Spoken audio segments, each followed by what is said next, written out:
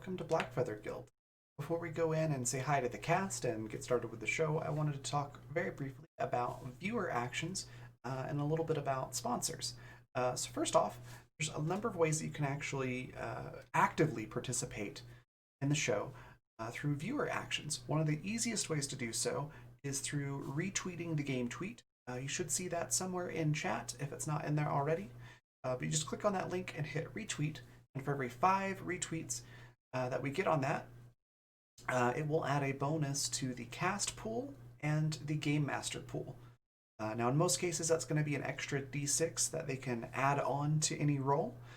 Basically, a great way to use that is if a player is almost meeting a DC, but they're just not quite there, they can grab one of those d6s from the cast pool, roll that, and then add that to their roll. Basically, is how that works. Same with the GM.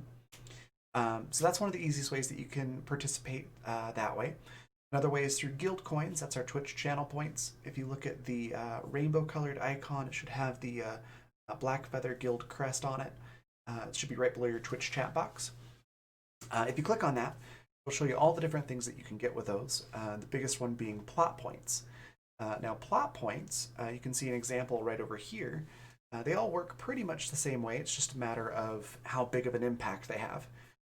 So for the example, when we've got 2 plot points, the player of your choice gets something moderately helpful or unhelpful. Enter any suggestions for the GM into chat, or you can have the GM come up with something entirely on their own.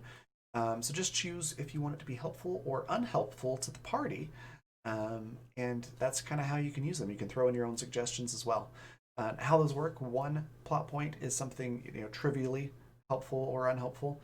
2 is moderately. 3 is very, and 4 is very to the entire party.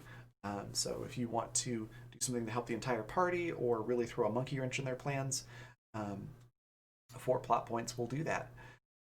So that's guild coins. And then finally, we've got donations. So if you want to help out with keeping the lights on in the place, so to speak, there's a number of ways that you can financially contribute. One of those being coffee.com/Raven or raven.rocks. You can see both of those examples down there at the bottom. Those are the addresses to do direct donations. You can also do Twitch subscriptions or bits. Those work the same way. And then finally, Patreon. We've got a Patreon, which you should see in chat here any second if it's not there already. And our Bard tier patrons and higher get credits towards viewer actions every month that they can use on any show that they would like. You just have to let us know in chat how you want to spend those, and then we'll hand those out. So some very cool stuff. Before we hop over to see the cast, one last thing to mention is a couple things on this chart here. We've already covered the D6 and the plot points, but the triple crits, what that means is you can gift auto critical successes. And you can, it's triple because you get 3. You can divvy those out however you'd like. You can do 2 to the cast, 1 to the game master, all of them to the game master, however you want to do it. So they work much like the D6s. The cast members just grab that when they're available and they really need them and use them. So it's pretty cool. And then finally, the last one, introduce an ally or enemy NPC. Just give us a brief description of what you want this character to look like, kind of their character concept and a name, and let us know if you want it to be an enemy or an ally to the party, and the GM will basically take that and run with it. So really cool ways that you can participate. Lastly, I just want to take a quick moment to mention our sponsors. If you look at the logos down below, that's who's sponsoring this episode, and we'll talk a little bit about that before we introduce everybody as well on the next scene. So yeah, check all this stuff out and thank them for supporting us, and thank you for being here and watching. Let's go say hi to the cast.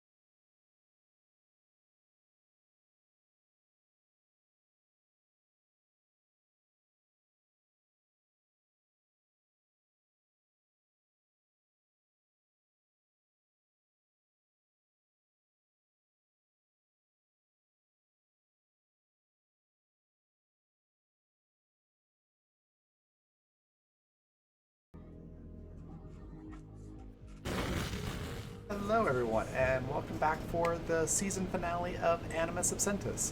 It's gonna be a fun one. Um, Lots of stuff happening. Before we jump into all the action, though, as past me mentioned, we do have some sponsors, and you can check out that information in chat. It's Fundamental RPG, which this game runs on, and Grinding Coffee Company. So go to grindingcoffee.co, use the code RABBYN, get 13% off your order. And they just added subscription boxes, which is really cool. So be sure to check that out. Yeah, so before we jump into the dramatic story, I'm going to let everybody introduce themselves. Let's start with Jay. Tell us a little bit about Sparky and yourself. Well, hello. I'm playing Sparky tonight, who is just an absolute ball of surprises, it seems.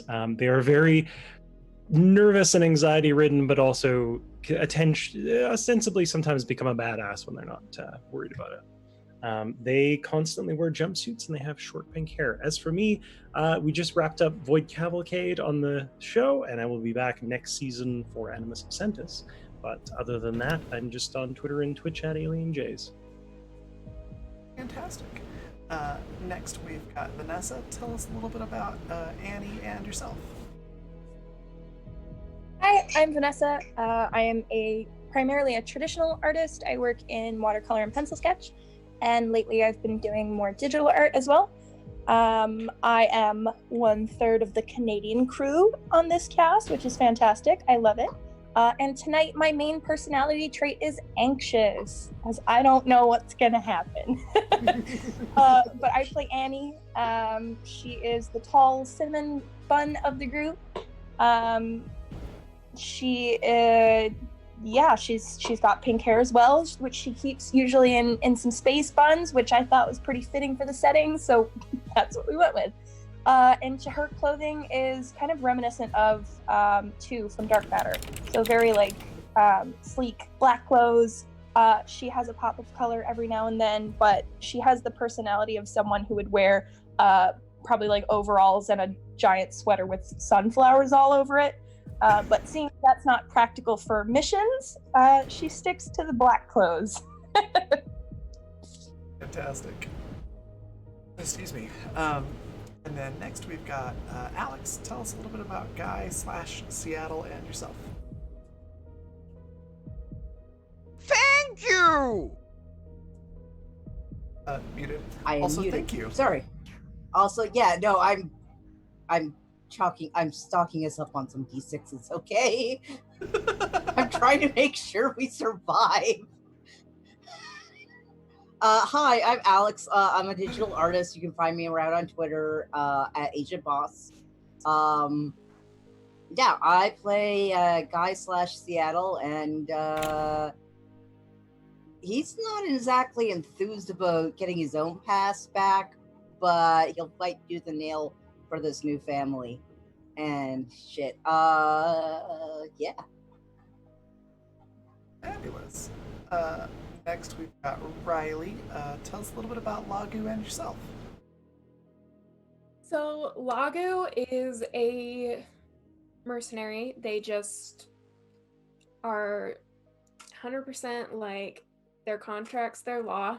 They currently weaseled their way into a contract with Sparky to keep Sparky alive. Because they felt that their previous contract with Tolan to keep the crew on track and not making people upset was almost impossible, and they did not want to fail, so they quit while they were ahead. I'm Riley. You can find me online everywhere at Ariely Knits. I'll put my website in the chat. Last but not least, Lisa, tell us a little bit about Android and yourself. Android. She is the captain of the group, and she is also a Black Ops murder droid. So we haven't seen much of that, but we might see more later. Android, she looks albinistic basically. Very pale, very fair blonde hair, and a braid. And she wears kind of Lolita-esque clothing. As for myself, I'm just me, and I'm here every Saturday. Fantastic. And then I'm Raven. Everyone else in the world, essentially, including Daisy, who is someone that was on the ship a little bit mysteriously. The crew woke up all at the same time, and then a few days later found this 19-year-old girl in a vault on the ship, and the vault's like a big sectioned off area of the cargo hold, not like a small safe. And she was asleep in one of the cryopods, and appears to not have her memory as well. And they found some adoption papers with a lot of redacted information, and a crew quarter with decorations that said, like "Welcome home, Daisy" and things like that. That's Daisy, and then also on the ship now is Seth. Is a cartel, former cartel person, like turns out many of the people on the ship are. Tried to retrieve the ship's doctor for Rip, the big bad, and ended up getting caught because I had some terrible rolls and everybody else rolled really well. But he's caught, and now he's become part of the crew on a probationary period, I think. Some people may still be threatening to stab him. But through Seth, we found out that Annie's little brother Liam was being held by the cartel as well. He's actually housed with Seth. So there was some debate last session on whether or not the crew should continue on with the heist job that they got, or if they should go help Liam. Pretty much the whole crew was on board with going to help Liam first. The captain had some reservations, and something a little sneaky that Daisy did that I think it was just Annie that noticed, I think, may have tampered with the captain's coding a little bit to nudge them in the direction that she wanted, which was go save Liam. So after all that happened, Daisy started feeling guilty, went to go talk to Annie, and that's pretty much where we ended, was her talking to Daisy talking to Annie, basically saying, all right, I need to tell you something, but you have to promise not to be mad. And then I think it was compromise of, promise not to be mad until I'm done explaining. Correct. And that's where we ended. I had to go watch that because I couldn't remember. No particular reason. Absolutely not. It wasn't my birthday last week, so just don't think about it. That's all. It's fine. No, Vanessa wasn't crying into cake last week. Not at all. While lying down on the couch? Absolutely not. Of course not. Anyways, so picking up where we left off, Daisy's kind of doing like the poking your two index fingers together, nervous kind of thing, while sitting on the edge of Annie's bed. The crew quarter door for Annie's room is closed, so that they can have privacy. And Daisy just says, I think I may have done a bad. So yeah, just don't be mad till I'm done explaining, and don't tell the rest of the crew. Annie just raises an eyebrow. Like, go on, okay. At least just not until I'm sure how they're gonna react. So you know how everyone doesn't have their memory? Right. I may have had something to do with that. In the spirit of trying to be nice, Annie forcefully uncrosses her arms from over her chest and tries to seem nonchalant in the way she walks to her bed and sits down with Daisy and crosses her legs. Daisy just sort of like cringes as you get closer. But, you know, when you don't yell or anything, she continues and says, so, understand why. I need to tell you a little bit about the people that are on this ship. Also, I didn't actually lose my memories. Surprise. Anyways, so I got rid of everybody's memories because, well, Sparky was involved with, killing my dad. Not, I have two dads, or had two. Sparky was involved in that. The other dad kind of lost it after that. And so instead of just being, you know, some horribly distraught teenage girl who's just lost one of their parents through violent means, I was more or less an orphan. He went off to go find the killer, just hell-bent on revenge. Basically didn't have anybody. So, as you might imagine, remember, teenager, you know, still learning. I was really mad, like super mad at everything and everyone. But I'm also kind of a genius. Not saying that like a braggy kind of way, just I'm really good with computers. And was really mad, and so I managed to track down where my dad had gone. Found out what they were doing, who they were trying to get on board with. At that point, I was really mad at him too. So I came up with a plan, and I worked with your ship's doctor, posing as somebody not me. And basically, it was going to be a little experiment, for at least as far as the doctor knew. But I figured out a way to make it up, like wipe everybody's memories, and so I was just gonna let you all not know who you were, and then I imagined a lot more accusations and violence happening right after that than what actually happened. As it turns out, you're actually pretty nice people, now that you don't have your memories. So,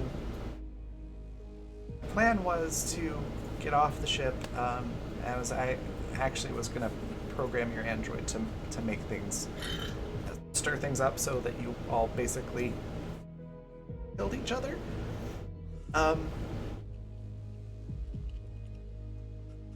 But obviously, I got trapped in the vault.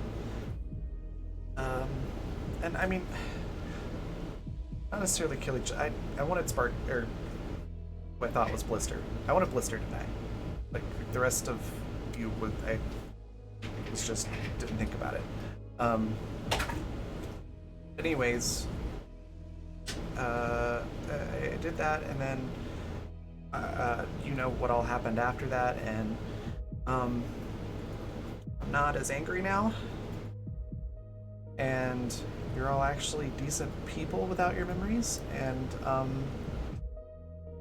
I wasn't really sure if it was just an act or not until you decided to go help your brother. And that's kind of when I knew, like, yeah, I really can't go through with this. So I mean, I want to help you get your memories back, because I feel really bad because you weren't really a part of it. It was just, well, I forgot to mention that Guy is my other dad. So, yeah, I was really just after Lister and kind of Android and the doctor, the cartel people who are actively working for the cartel because they killed my dad. And then I just kind of wanted my other dad to kind of feel some punishment for abandoning me too. So yeah, that's pretty much it, and I feel really bad and I feel really awful, and I won't ever do anything like that again, and I want to help.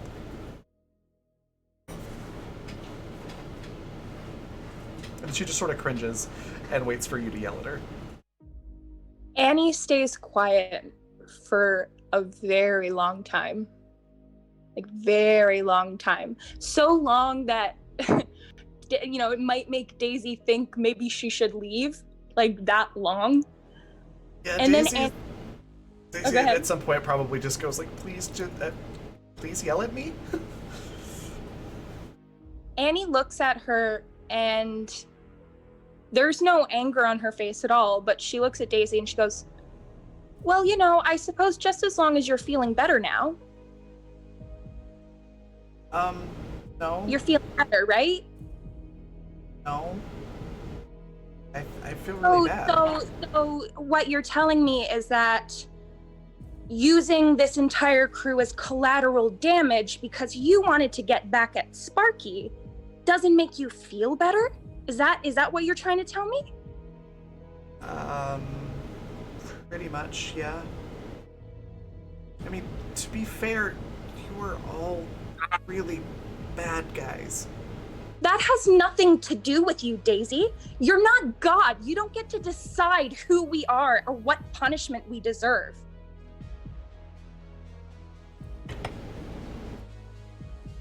Okay. And you can see her, like, fighting back tears. She's like, I understand that. Rip and Blister, it wasn't really their call to decide if I should have parents or not. You can't justify your bad actions by using what other people have done to you as an excuse. You are grown enough to know the difference between right and wrong. And I don't think you understand the consequences of what you've done just because you feel bad, Daisy. You wanted us to kill each other?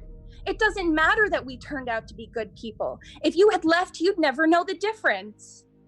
I know. And Annie kind of stands up from her bed and takes a few paces away. And she puts her hands in her hair and kind of like, she like tugs at her buns. And she's super agitated, like, you know. And Daisy lets you do that for a little bit, and then eventually talks again. Says, look, I'm not saying what I did was right, and for what it's worth, I'm glad it didn't work the way I had originally intended it to. Annie laughs there. She doesn't say anything, she just laughs. And I could have had you all killed. I had So plans for it. Am I supposed to say thank you because you left us alive? No, I'm saying that I chose not to because I understood after a while that it was wrong and I was letting my hurt guide my actions. And that I was being just as bad as presumably you all had been. Annie that's wrong. turns around to face Daisy, and she schools her face to like neutrality. But just before she's able to completely do that, like as she's turning, there is just pain on her face. Like this has really, really affected her. But she turns and she faces Daisy, and she kind of wipes this neutral look onto her face, and she looks at Daisy and she just says, Well, what do you want then? Would you like an award? Would you like a medal?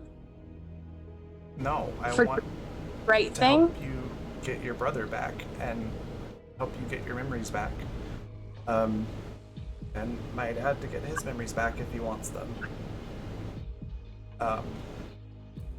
Seeing Sparky now, I'm pretty sure they don't want their memories back. Anyways, I want to help fix what I did. And I came to you because out of everybody, I feel like you were probably the best of the crew in terms of, not being horrible blackmailing murderers.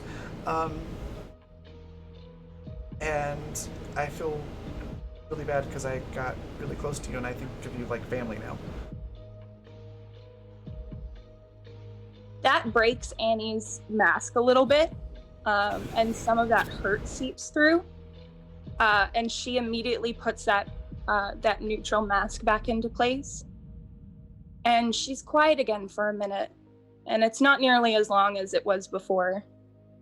But she's quiet, and once she's sure that she has control over her expression, she says, "I'm going to let you help us with this mission. We are going to go and save that boy. And you are going to help because you do have a talent that could be very useful to us. But you are going to tell everybody on this ship what you just told me.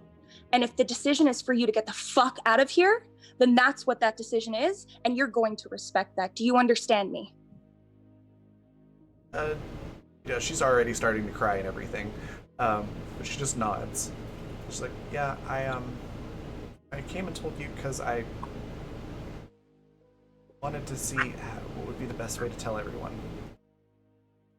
Because, I want everybody to know, but I also don't want to hurt people more. And frankly, Sparky still scares me. I kind of don't want him to stab me, or them to stab me.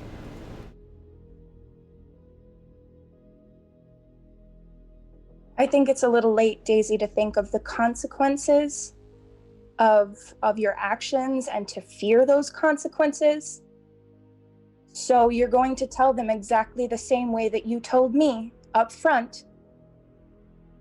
And you're going to deal with those consequences. Now, I don't think anybody on this ship is going to let Sparky stab you. I certainly wouldn't let Sparky stab you. But make no mistake, that's not because I'm particularly fond of you right now. I think it's more out of a sense of, perhaps I felt like we were friends, like we were close. So, I figure the least I can do is let you walk off of this ship without being stabbed. And that is the last thing that I'm going to offer you right now. Now, could you please remove yourself from my quarters? Yeah. Annie goes and opens the door for her. Yeah, and Daisy leaves and kind of disappears for a while. So Annie does spend a little bit of time in her room. And she doesn't have the mental capacity right now to feel badly for upsetting Daisy, because right now she is ready to just rocket into space. Like she's shaking, like she can't control her hands. She sits down and she stands back up and she sits down and she paces the room and she's trying to, she goes back over the conversation in her head 20 times, and every single time it makes her angrier and angrier. And she does cry. She does, because it hurts to think that, that could have been the outcome. And they all could have died without knowing who they were or where they had come from or what they were leaving behind. It's devastating to her. And she knows that she's hurt Daisy's feelings, but right now she just can't care. She just doesn't care. Yeah. Daisy did just drop a bomb on her, so that makes sense.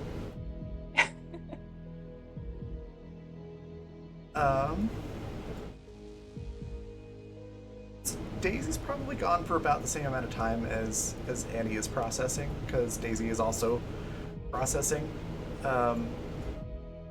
But Android, you do suddenly realize that like a big chunk of code from that program that Daisy gave you has been remotely removed.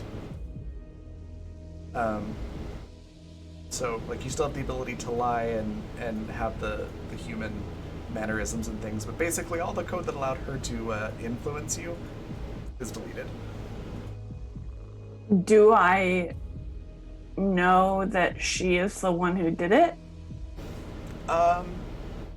Can make a gut feeling check. What would I roll for that? Just gut feeling. Which I believe is Oh, tied there to- it is. Oh That's god, tied to this is stamina. gonna be bad. Oh god.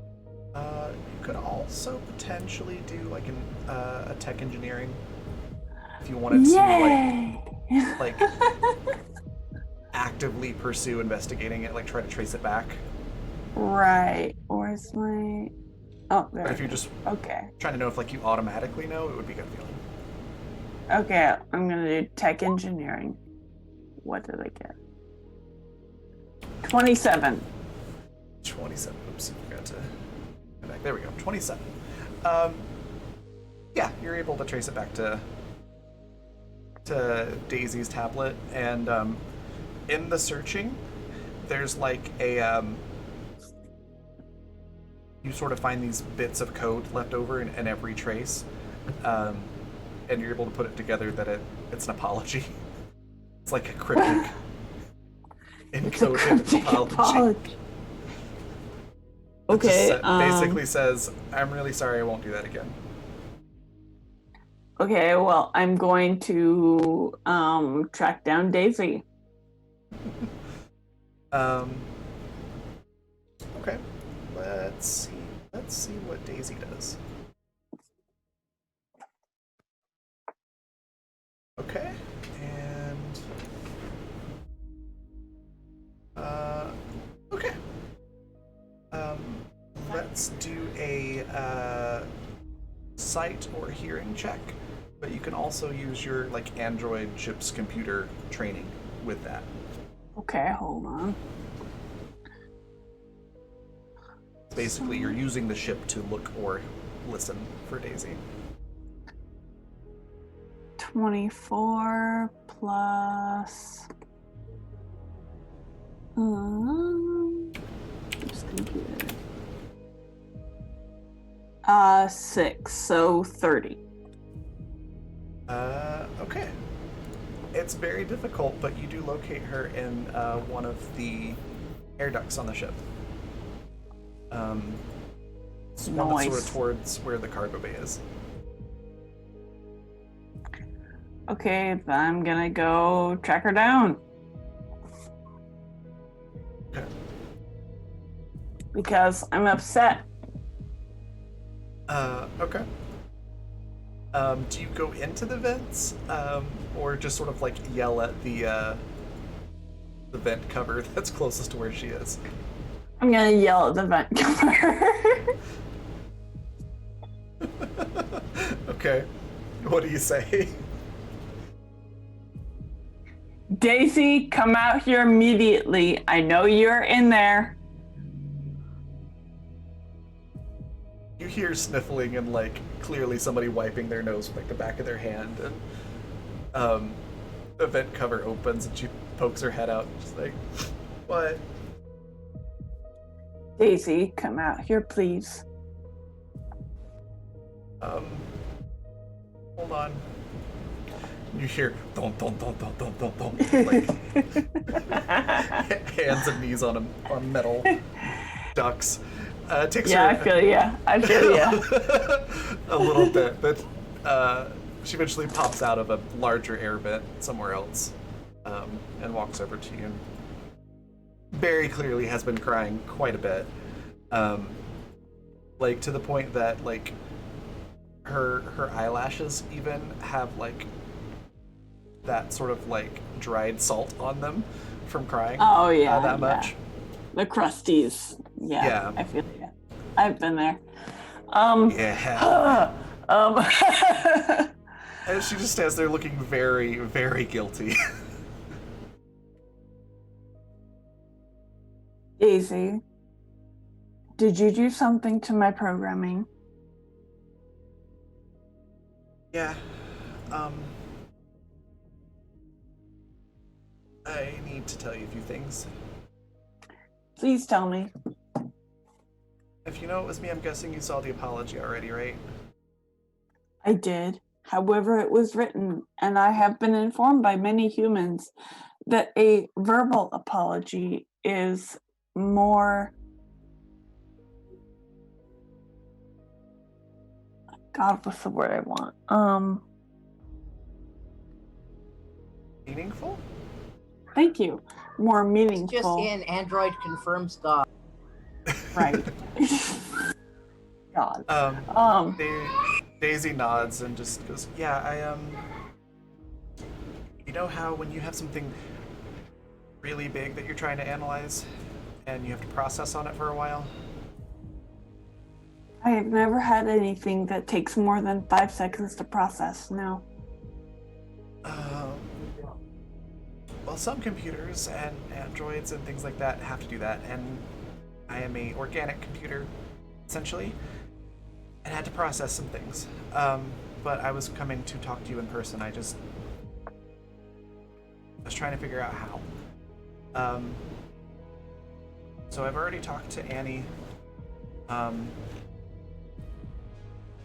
Basically, my motives for what I'm about to tell you have significantly changed, and I decided not to go through with what I was planning on. But basically, I'm the reason people don't have their memories. It kind of goes back to, I'll sum up. You'll be able to keep up. I'll just go quickly. Sparky, who used to be Blister, worked with Rip to kill my father, and Guy is my other father. When that happened, Guy kind of went crazy, and basically abandoned me in a pursuit of bloodthirsty revenge. That took a very long time, and I'm still a teenager, but I was an even younger teenager at the time, and teens don't do well with that. So I got really, really murderously angry and plotted with your doctor to run a memory, quote-unquote, memory experiment. So it wiped all of your memories. I didn't actually lose my memories. The plan was to use you and the ship to make each other paranoid and get Sparky killed in the process. It was a horrible thing to do, and I feel really guilty. And when everybody lost their memories, they became different people. And it turns out I'm still scared of them, but Sparky's not like a murderous bastard anymore. And my dad's actually a lot more like my dad than he was after the whole murder thing. And Annie's actually really great. The doctor's still kind of creepy, actually. But anyways, when you all decided to go try to save Liam, I really didn't. That was kind of my litmus test. If you went to go save somebody innocent, I would know that you really were different. And if you didn't, then I'd know that you're probably still the same people underneath. And I really didn't want that to be true, and that's why I kind of nudged you in the direction that everybody else was, because I wanted to be right, I guess. So I feel really bad about that. That's why I went ahead and deleted that code, and I'm not going to do anything like that again. I kind of realized through all of this that I was being just as bad as the people that took my dad from me. And so I still need to tell everybody else, but yeah, that's kind of the situation.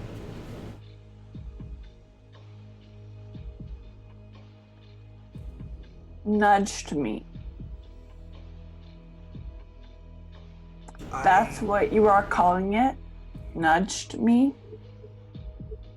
I put in an algorithm to weight the option of saving Liam as the more logical choice.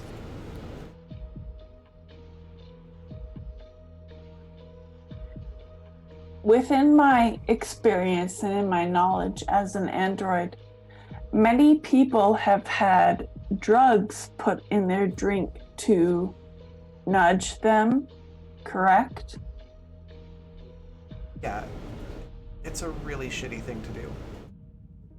And I'm really sorry about it. So, in a sense, you drugged me to make me do what you want to do? Kinda.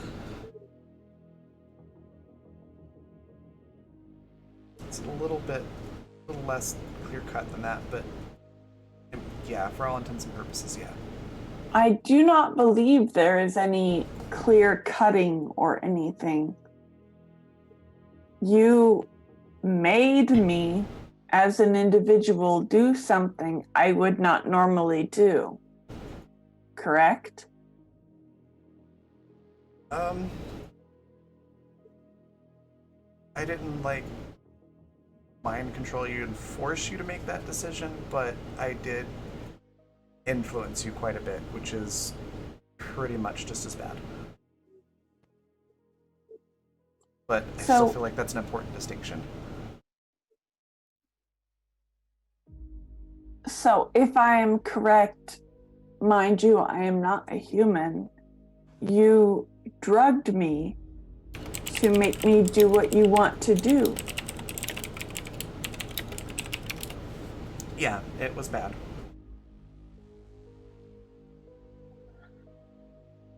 I feel violated. Yep.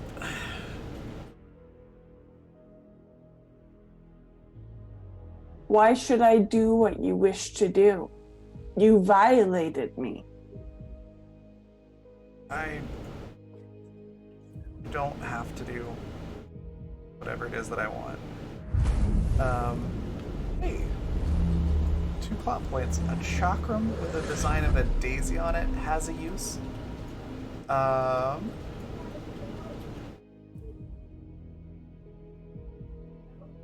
Okay.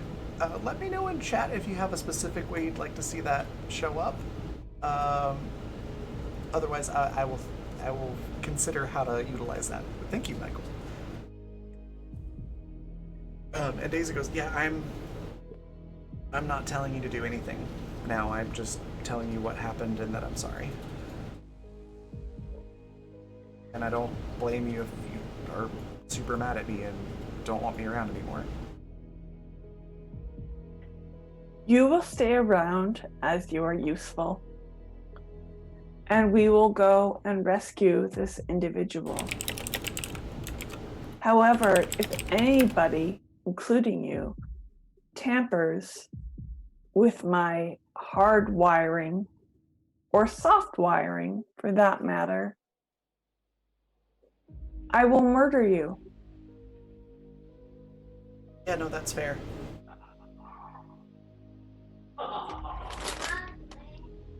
I have many blades in my arms, and I will murder you. Yep.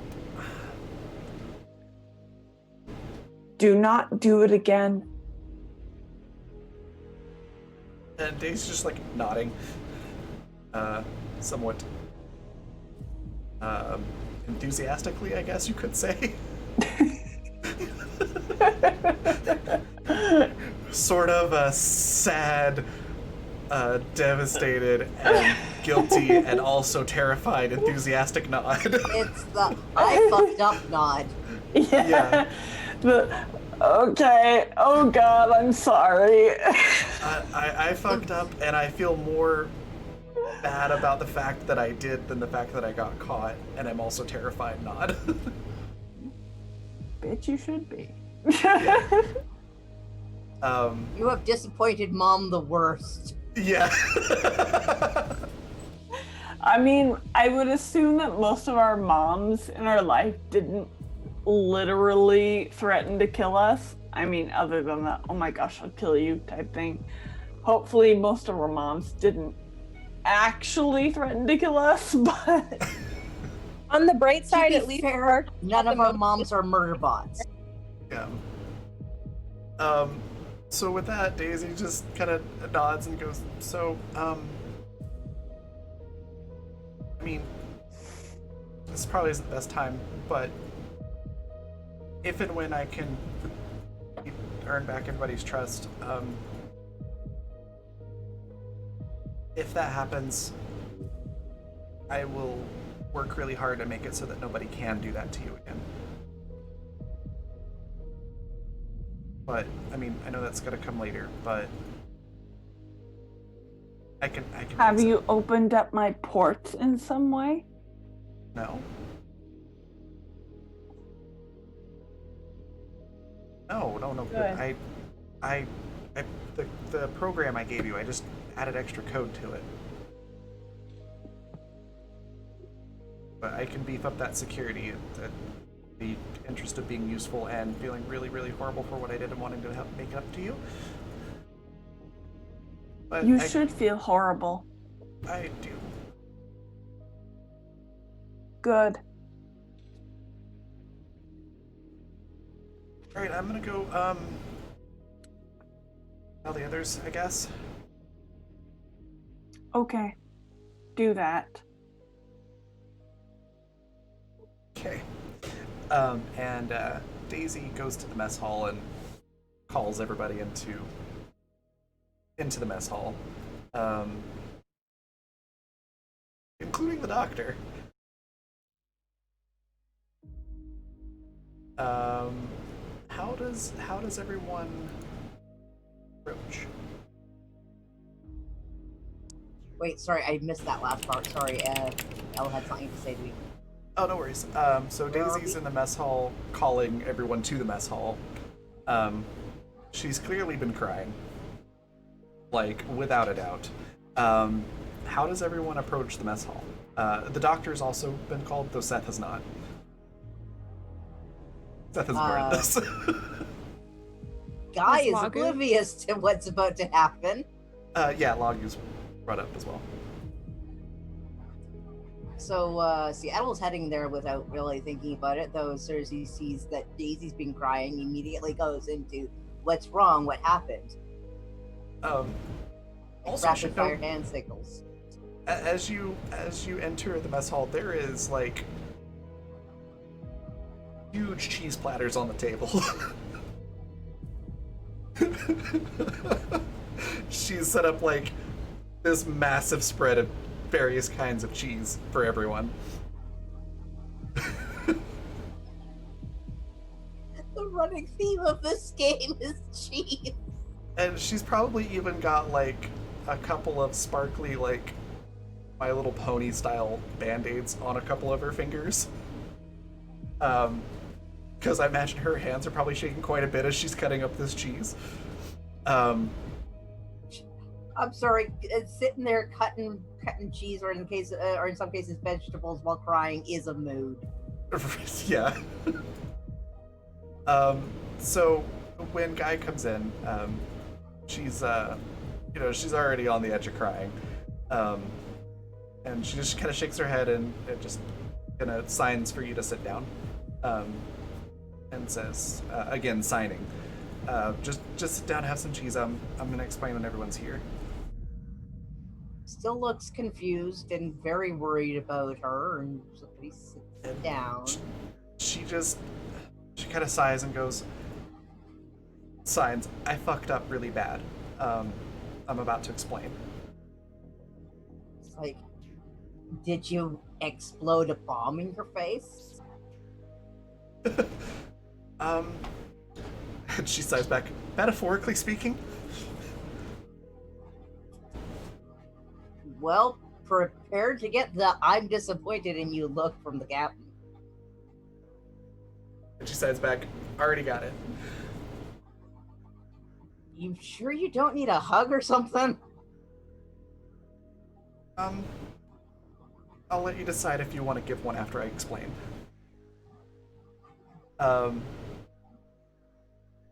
Lagu and Annie. You both head right there. Do you go at all? How do you approach this? Also, chat. I'm like trying to be serious and emotional with this, and then y'all in chat keep making me laugh. Lagu, Oh my god. Lagu, how does Daisy notify everybody? It's like an intercom thing, like a PA system type announcement of like, "Hey, I need everybody in the mess hall. I have a really important announcement, and I made a cheese platter." Lagu does not understand the necessity of making a cheese platter, but they feel like this must be important business. It's being broadcast over the intercom that it's important. So they just head over there. Okay. And they kind of turn their nose up at like all the cheese platters. Like, not because they don't like cheese, but because it's like, what is this? A social gathering or like a briefing? Does Guy Lagu actually- offers Lagu a plate of cheese. And I should say all of this came from Daisy's portion of the cheese haul.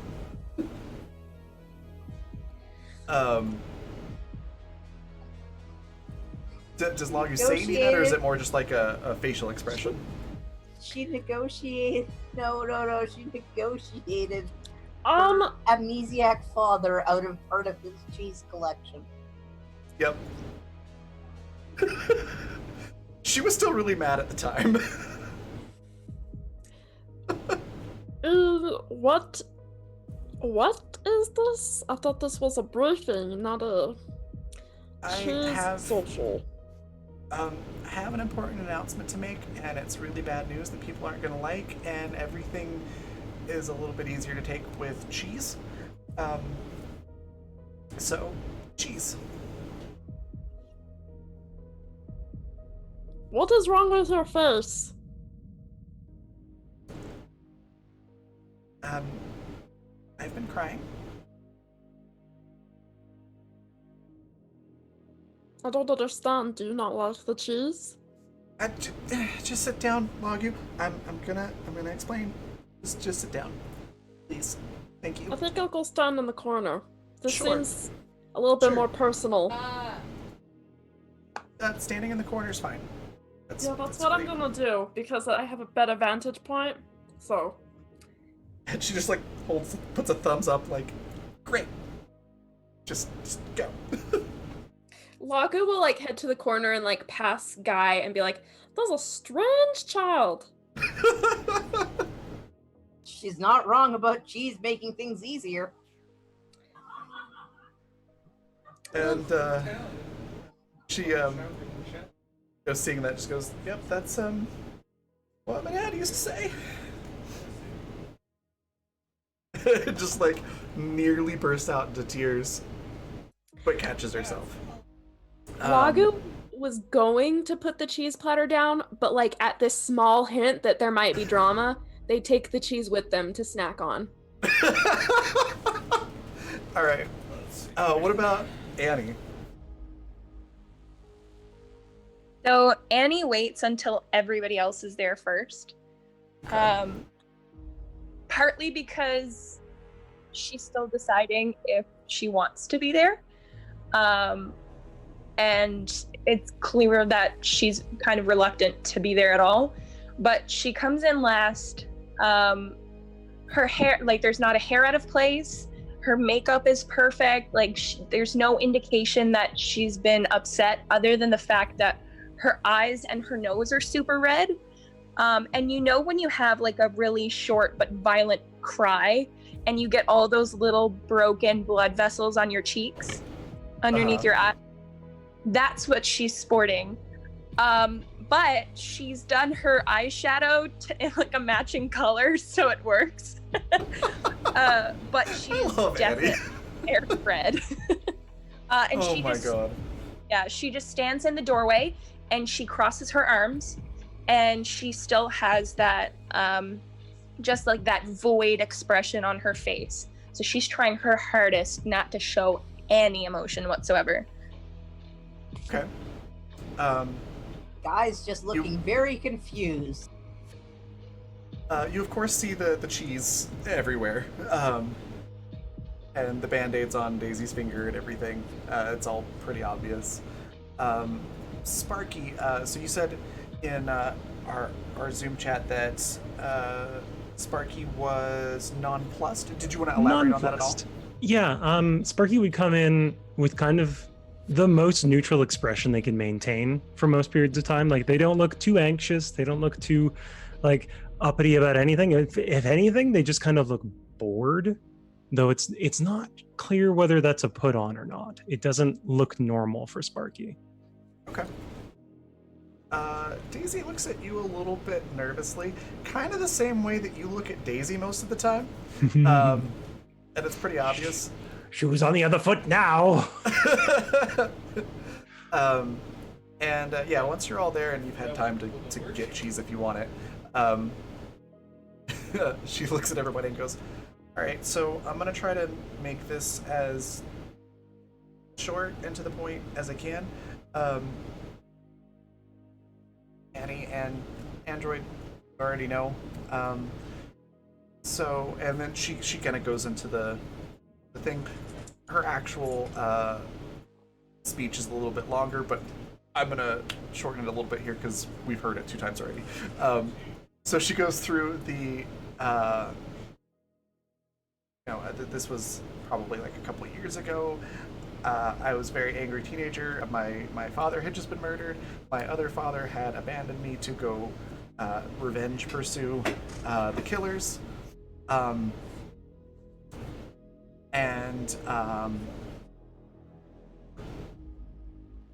lost my train of thought. So that happened, and I was really angry teenager who also happens to be a genius and wanted revenge on the whole murder and kind of sort of making me an orphan thing. So I used my computer skills to track down where my dad went, followed up on his notes. Sparky, you and your mentor are the reason that one of my parents is dead. I won't lie, I wanted to kill you. But that's why you all don't have your memories, because that was part of it. Also, Seattle, you are actually my dad. And I was really mad at you. But now I'm not. So yeah, Seattle has stopped eating cheese at this point and is looking very confused. I can imagine. She points to the doctor and goes, I worked with them. Apparently this was supposed to be some sort of cartel experiment as well.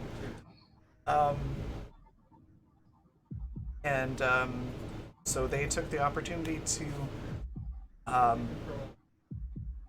this experiment on you. And I just made it so that it applied to them as well, because they worked for the cartel. In my eyes, all of you were the villains. I mean, Sparky, no offense, you were. But I got stuck in the vault and I couldn't get out. so I had to do a change of plans. Originally you were just supposed to all be very confused and paranoid, and Sparky, you were gonna end up dead in that mix. But you're different people now, and Seattle holds up his hand. and she just sort of nods and is trying not to cry and says yes. So Sparky was right, and you wanted to stab them? And she, no, I wanted some of you to end up offing Sparky. Is like, isn't that the same sort of idea? Yes, Sparky was right on something for once.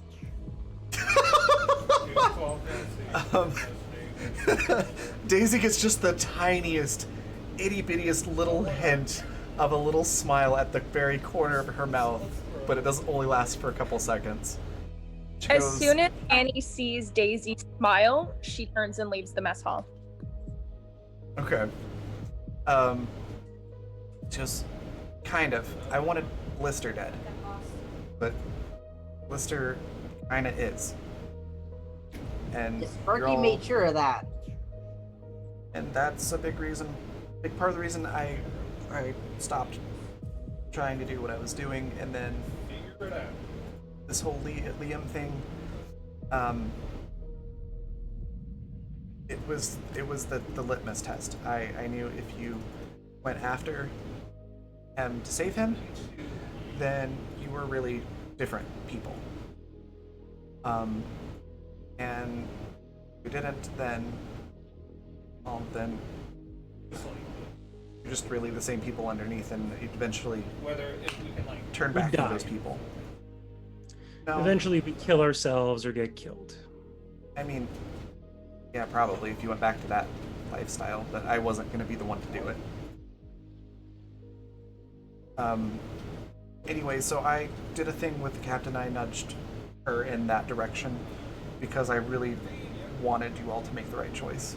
And it was a horrible thing to do, and I'm really sorry. And I've already talked to Annie about it, and I'll help you rescue Liam. And then if any of you want me off the ship, I'll leave.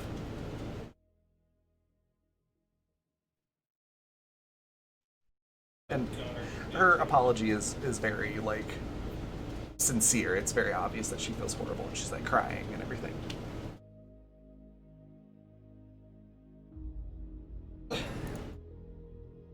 I would imitate it, but then I wouldn't be able to continue GMing the game.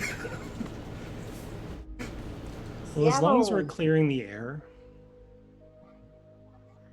I had an inkling of a lot of this for the last like 3-4 weeks.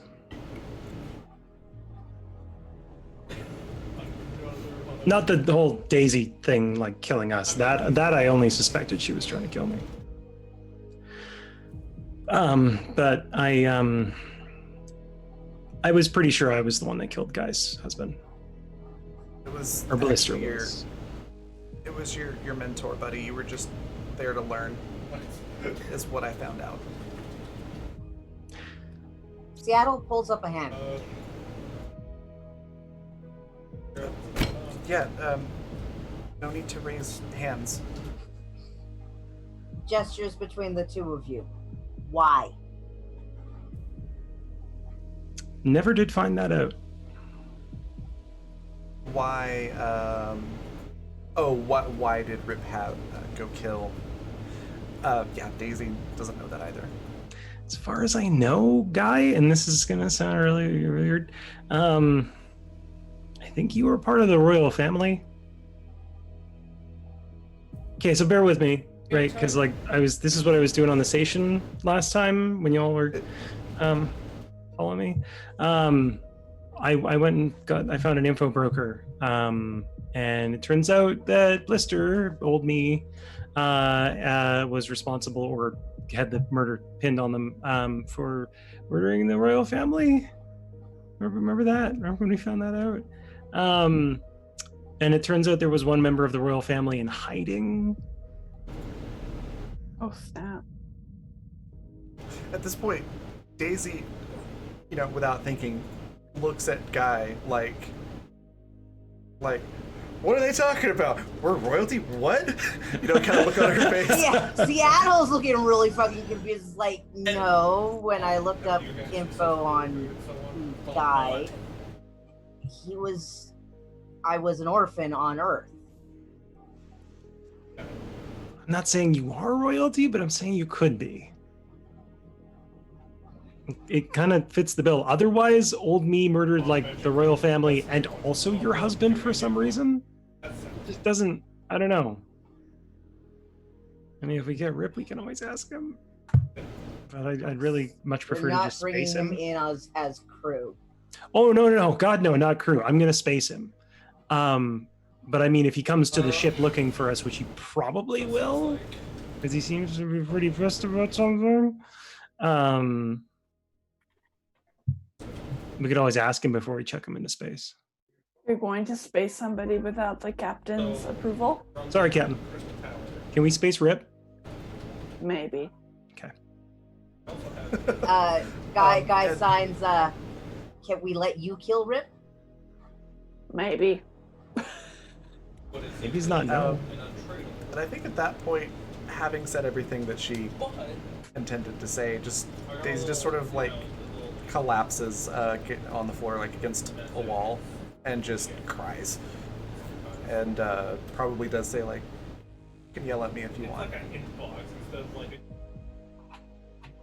Guy gets up, heads on over, and he scoops Daisy up in his arms, and one hand signs like, you need a nap. We'll talk about this when you wake up. And carries her off to bed. She just loses it. Just full on, like, body shaking, ugly cry, loses it. Yeah, ugly crying. Woo!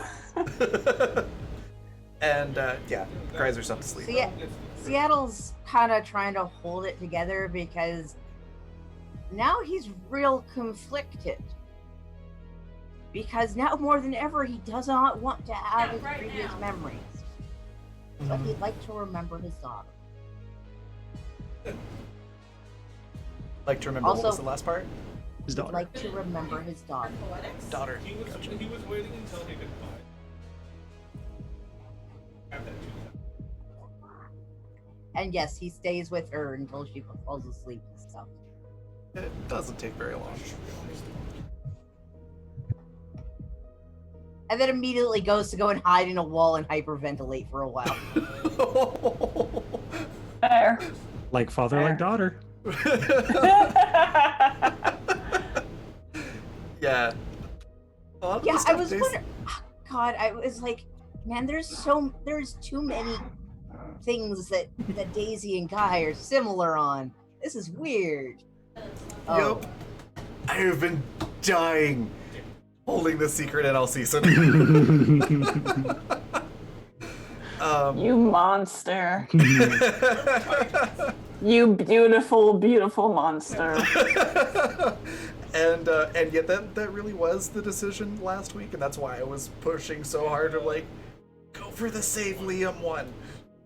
God. Is that why I ended up brainwashed? A little bit. God damn. Anyways, so is there somebody talking behind you, Raven? There is. Okay, I was worried I was going crazy. Okay. No. It's just a little loud. Okay. So with that information, what does everybody do?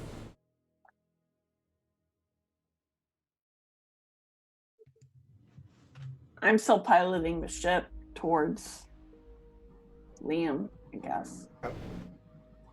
Seattle's gonna go and talk to Sparky. Okay. Sparky would be down in the cargo bay, I think. After you left, they would have just headed away. Gonna come and sit down next to Sparky and start. How are we gonna kill Rip? I was thinking spacing probably, but that feels too quick. Oh, also, Android is going to deactivate the programming Okay. Totally fair. because she doesn't feel safe with it. So, Totally understandable. yeah. Oh, by the way, because I did mention I was going to reveal this, Sparky and Guy are each other's mortal enemy. And now we're best friends. Yep. God damn. Let's just make it worse, shall we? We can't. We Can't. Lisa, why did you say that? I There's was more. after. It was There's more. after Vanessa. You jinxed it. Now we're all screwed. Well, that would be my power. That would be my power. Sparky would look over at a guy while he's sitting there and just kind of like nod. On the lift. You know that wasn't me, and I know that you know that wasn't me. But if you do still want to, stab me or throw me out of the air vent or whatever, just do it after we kill Rip. Anna looks over and is like, Blister's dead. You're my friend. You've saved my life.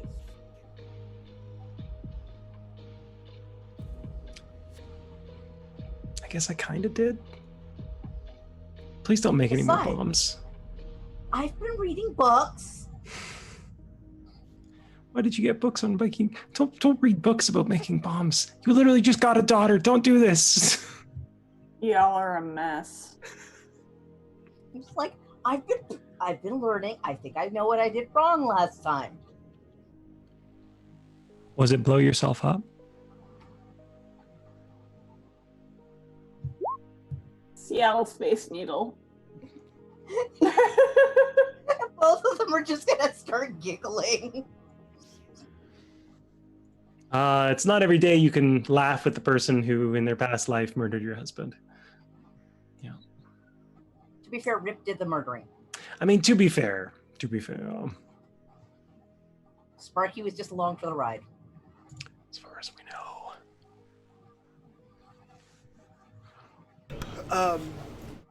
While this Guy, conversation... Oh, sorry, go ahead. Oh, sorry. Keep going.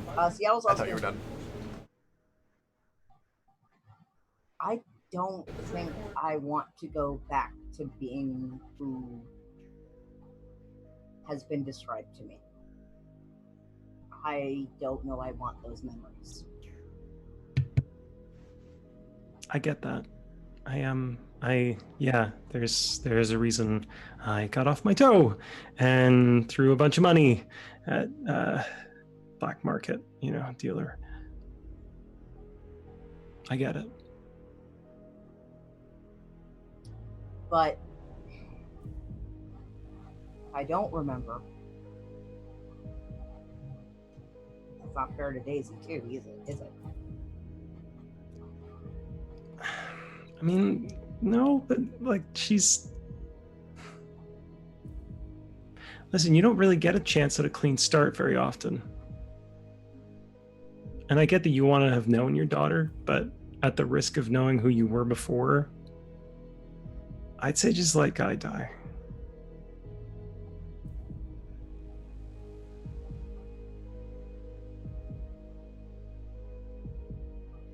You know, you're smarter than people give you credit for, Sparky. It's because I'm paranoid all the time. And in my defense, Guy leans was over, right. just wraps an arm around Sparky and just like calls them in for a big ol' hug. I was right. She was trying to kill me. At least she stopped.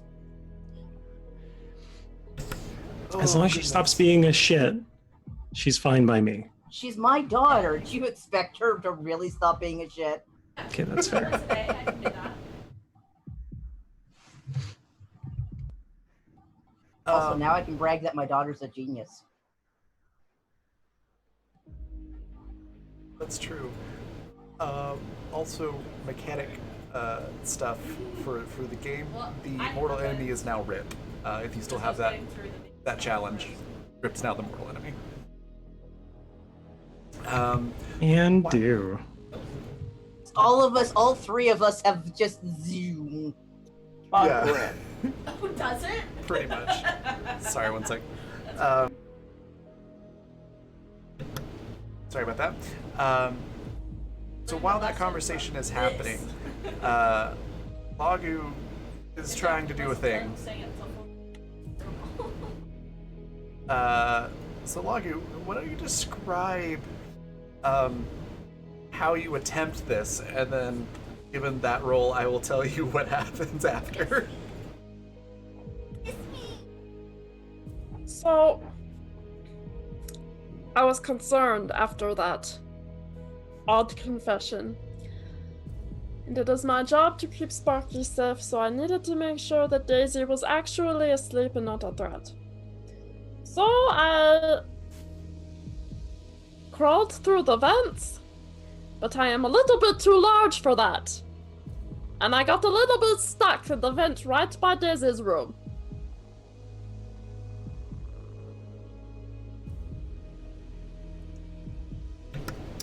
Okay.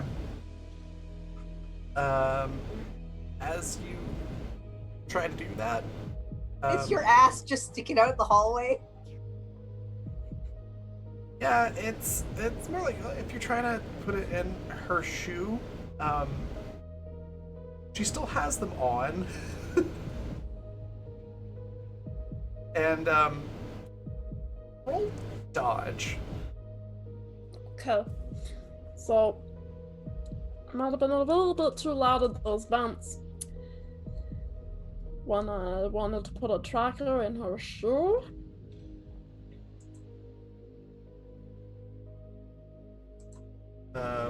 Or I guess it That's an isn't. 18, Mr.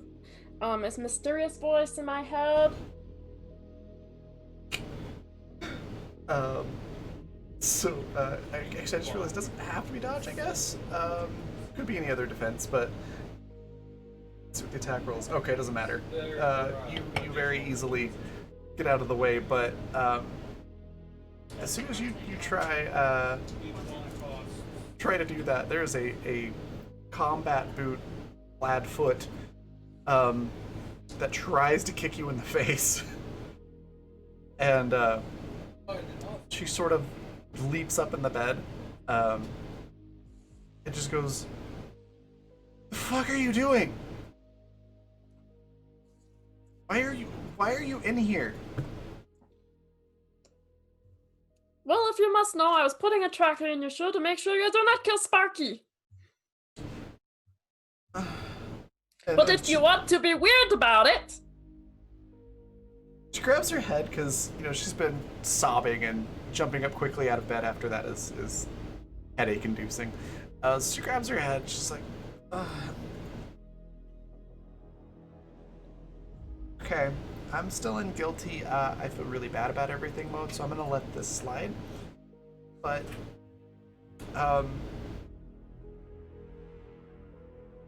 the record, you're being weird about this. And I'm not gonna do anything to Sparky.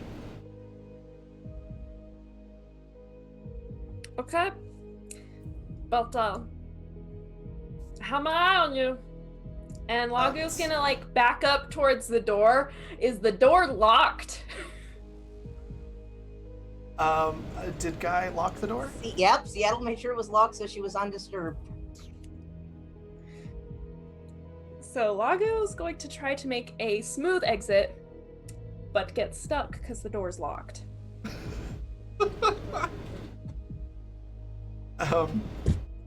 Daisy's still holding her head, just like, "Hey, how did you even get in here?"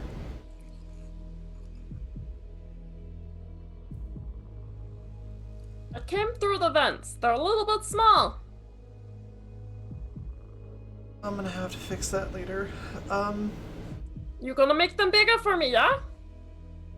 Yeah, Lagu, that's exactly what I'm gonna do. Look, I'm not gonna try to kill Sparky. You heard the whole thing. I still feel really bad about everything, and I'm not gonna do anything like that anymore. So, don't stand over me while I'm sleeping like that again, okay? It's really creepy. In my defense, I was hoping your shoes would not be on your person. Doesn't make it better. Well, I have very strong suspicions that you are doing the same thing to me, so I do not feel very bad at the moment. I can honestly say I have never stood over your sleeping person and tried to do things with the shoes that were on your feet. Yes, but you did shoes, but were not on my feet. It's neither here nor there. Okay, well, I see you obviously need your sleep, you little murderous child. I will let you go. Goodbye. And,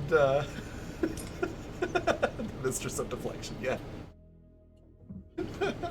Deflection actually is, her second highest defense stat, so...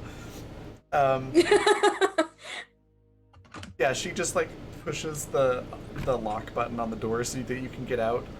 And, like, there's not really a way to slam these doors, because they're electronic doors, but she hits the close button loud enough that you can hear it outside. And then locks now it. let's go put a tracker in God's shoe. Okay. What's Annie doing through all this?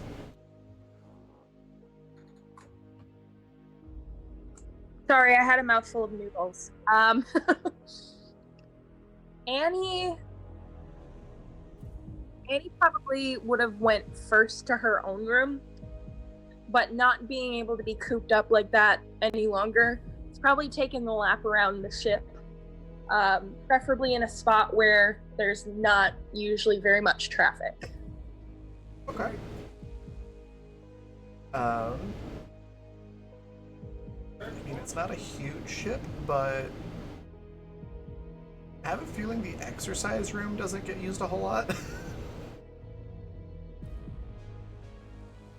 As good a spot as any, that's where she goes. Okay. And not because you're all lazy, but just because you all get enough physical exercise running from things that I don't think you feel the need to exercise a whole lot just on your downtime. And it keeps me nice and fit. Yeah. To be fair, I'm an android, so like. Yes. Black Ops exercise program? Yeah, sure. Okay, so you go to the exercise room, we'll say. Also, curious question, did anybody say anything or anything with the doctor? No. Okay, that's interesting. Annie left before everybody was finished talking, so. I mean, maybe the captain would call the doctor for a talk. Okay. Is there anything that you would like to do in this exercise room, Annie? Or are you good to scene over to the android and doctor? Annie puts on a pair of boxing gloves and beats the crap out of a sandbag. Good Perfect. choice. Could you make a melee attack roll for me? You really gonna give me bad consequences that I can't get my anger out? No.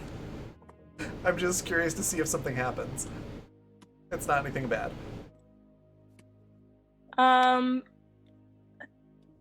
am I rolling that? Where am I looking? I am Right. frazzled. Right below your defenses, there's the attack options, and under training type, you'll just select melee, and then hit the little d20 next to that.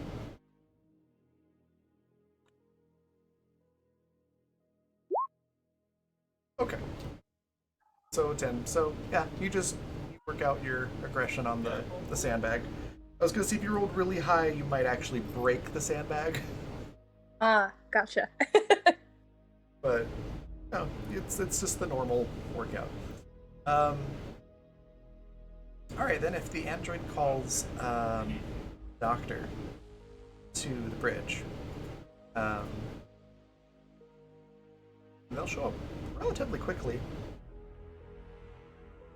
And just go, yes, how can I help you? Do you have something you would wish to tell me, Doctor? Goodness, I think if there was, I would just call you. I can't think of anything that I've not said to you that I wanted to speak about. Something I have become more aware of is that humans lie. Do you have a nasty habit of doing Oh, that? his last number is. Yes, they do, Doctor. Now, would you like to tell me about the lie you have been propagating?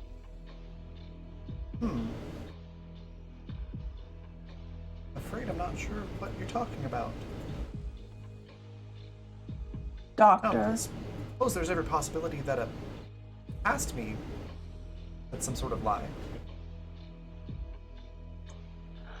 Doctor, we have evidence that you are currently involved in a scheme with Daisy. Oh, I see the confusion. No, you see, I was involved in the scheme with Daisy, and apparently she double-crossed me and wiped my memory as well. And you expect me to believe this at this point? Well, I didn't wake up with all of you and not know anything, or who you were, or who I am, or anything.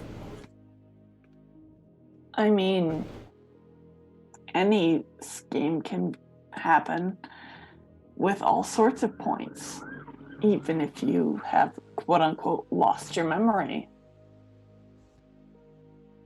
You're suggesting that I'm unwittingly helping her in her job. No, I'm suggesting that you are wittingly helping her and that she has notified you. There's been plenty of time for her to tell you. I do see your logic there.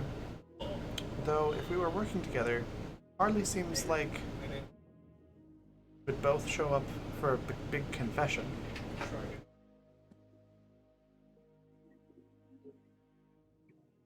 So if I ask Daisy if she has been helping you or you have been helping her,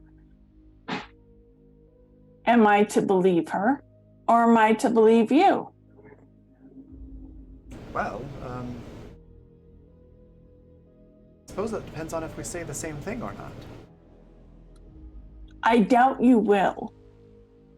So tell me, Doctor, I'm giving you another chance. Are you assisting Daisy? To the best of my knowledge, I have not assisted Daisy since before our memories were wiped. Well, aside from scrapes and headaches and that sort of thing. Normal doctor things. Tell me, do you have some sort of memory beforehand? No, I do not recall anything from before when we came out of those cryopods. I have my The way notes. you worded it seemed odd. Oh, I'm sorry. I have a, I guess, somewhat peculiar, very formal way of speaking. Throws people off sometimes. I understand that. I do have my notes that I had from before the wipe, but they are written on paper and in code, so having some trouble deciphering them, though what the girl did say lines up with the little bit that I've been able to decrypt. And what have you decrypted? Well, just that I formerly worked for the cartel and with memory modification medication. I believe Seth told you some of that as well when he rather poorly tried to abduct me. Yes. Well, thank you, Doctor. I will take my leave now. It's quite alright, no inconvenience. Bitch, I know I'm the captain. No.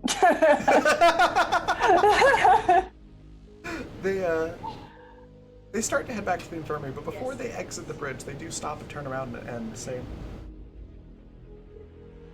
"What do you think of it? Would you like to, as they say, take a crack at those notes?" Yes, please. Thank you. Please bring them to me. Certainly, I'll bring them up shortly. Thank you. They seemed sort of to zone out, staring off into space for a second, before they snap back out of it and turn and walk down the hallway, going towards the infirmary. Seth is in the middle of booby trapping the ship. He better not be. Oh my god.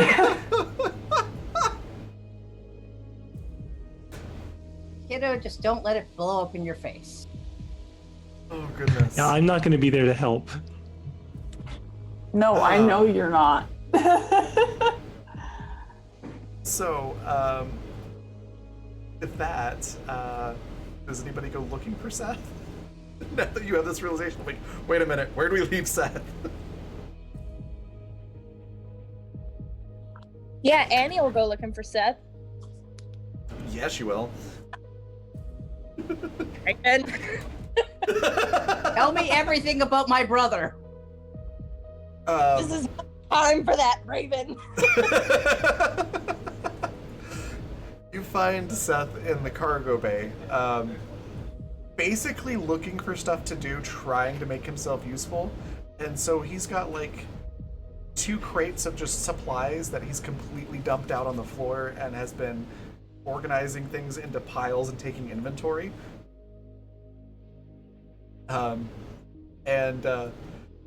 He basically like got like a box of, I don't know, we'll say like a box of bolts or something like that, and he's very absorbed in what he's doing. So as you approach, he doesn't notice you until you're right up on him, and just bolts go everywhere as he jumps. Ah!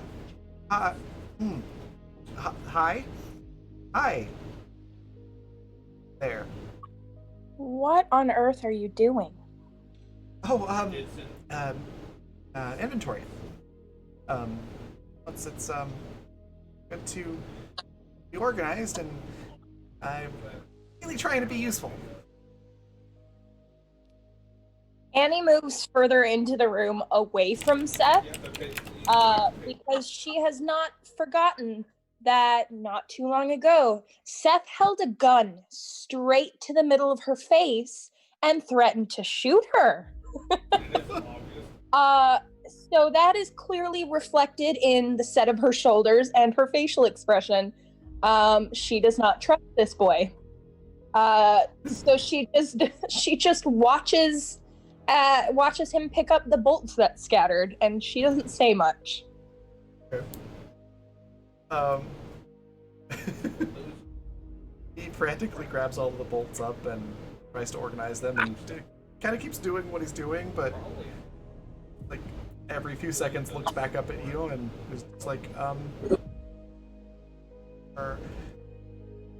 you seem, this, more sexual? How lovely of you to notice. Yeah, is everything okay? So the part about last session that's a little fuzzy to me. Where did Annie get that picture? Who gave her that picture? Oh, Seth trying to gave her the remember now. picture. Seth Did gave Seth her the her? picture. Yeah. It was a Yeah, picture. that's right. Yeah. That's Okay, that 'Cause that was the because one thing that I Liam gave couldn't it to remember. Seth to find his sister while he was out there. right. That's right. Okay. Yeah, That's can right. confirm. Don't worry, that was fuzzy for me too. There's Okay. a lot going on. Yeah. Okay, so Annie takes the photo out of her back pocket. I have the feeling that she has not set it down since she first got her hands on it. So she takes it out of her back pocket and she moves a little closer to Seth and she crouches down. And she gently places the photo on the ground, facing Seth, and she taps on Liam.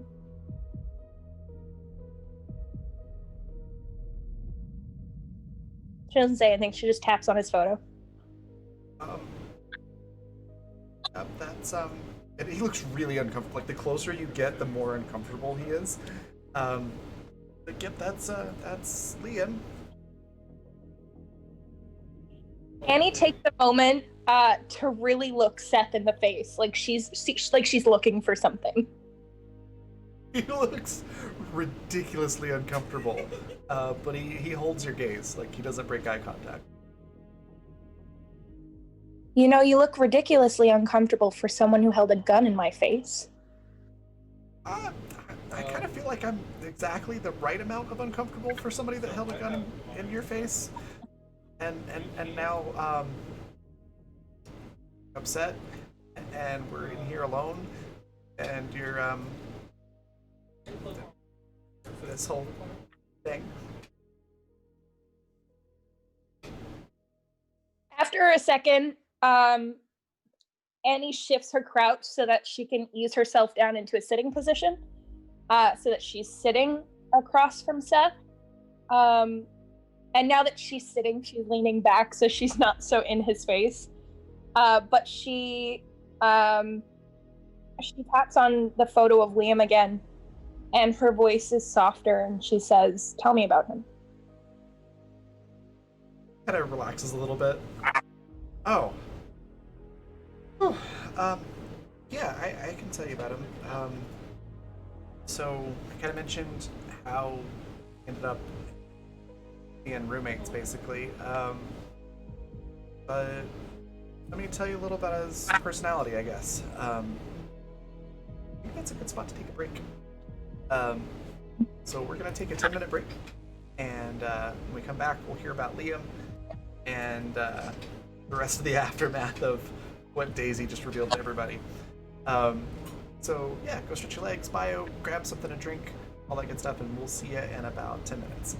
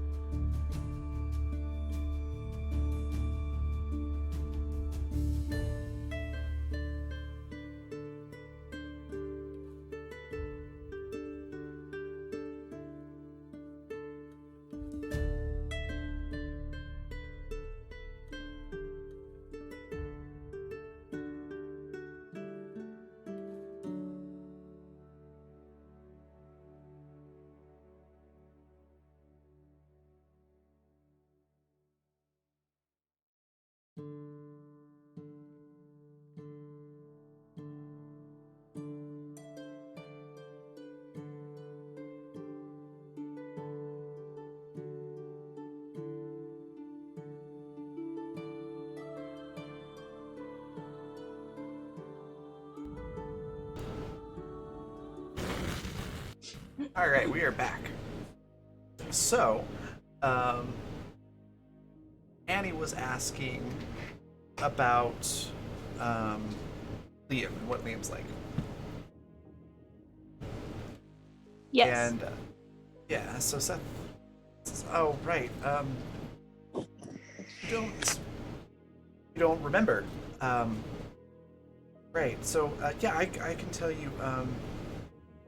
Like I said, he was captured by the cartel, and we were roommates for a while I was in training to do the abducting. Anyways, he's really friendly. Like we actually kind of became instant friends, surprisingly. I mean, he's a little bit cold to me at first because I worked for the cartel, but eventually, like we started talking, and he realized like I didn't want to be there. I just kind of got my options were like stay in horrible jail or go work for these people and stay in and be a prisoner in a not horrible jail. Wasn't a great set of options. So anyways, we got to talking, and yeah, he's just super friendly, and like when there was stuff to smile about, he was always smiling, and even when there wasn't, like he still tried to smile. And just generally kind to everybody, even though he was a prisoner. He told me a lot about you, and apparently, I mean, you two are a lot alike, actually. He said he was the more headstrong of the two of you, I guess. Like, he just barrel into whatever. I guess it's kind of how he got caught, but he just barrel into situations and tend to do first, caution second. But yeah, he's super smart, and was using those smarts to try to track you down. And I guess he asked the wrong questions to the wrong people. Because he found out you were working on a cartel ship. And yeah, they grabbed him. They weren't like, it's weird, they didn't really do anything to him. Like he wasn't being tortured or anything like that. I don't think he was really working for them either. I don't know what you did with the cartel or to the cartel, but kind of got the impression it was like a bargaining chip or something. So it might even be something that he got involved in. I don't know. He didn't talk a lot about what he did before he got captured. Just talked a lot about you and stuff. Annie looks down at the photo again, and she taps on Liam's photo again. He looks pretty young in this photo. How old is he? How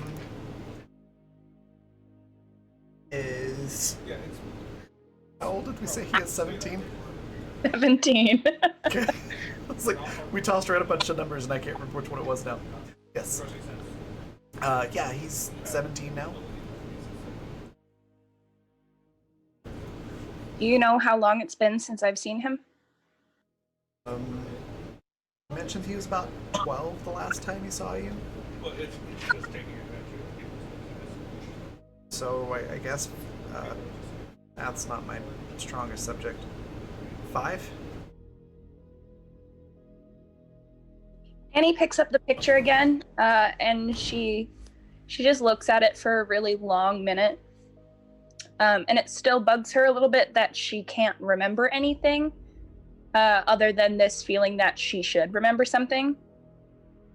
But she kind of runs her finger over Liam, and then kind of scooches over and tucks the photo back in her pocket. And kind of sits there. There's nothing for her to look at now, so she's just sitting there with Seth. All right. Seth's just sort of like, kind of, you can tell he's debating, like, do I keep doing inventory or do I just sit here in silence and be awkward? And eventually kind of resigns himself to just taking the clipboard that he was working on and just sort of discreetly doodling random shapes in the corner while just sitting there.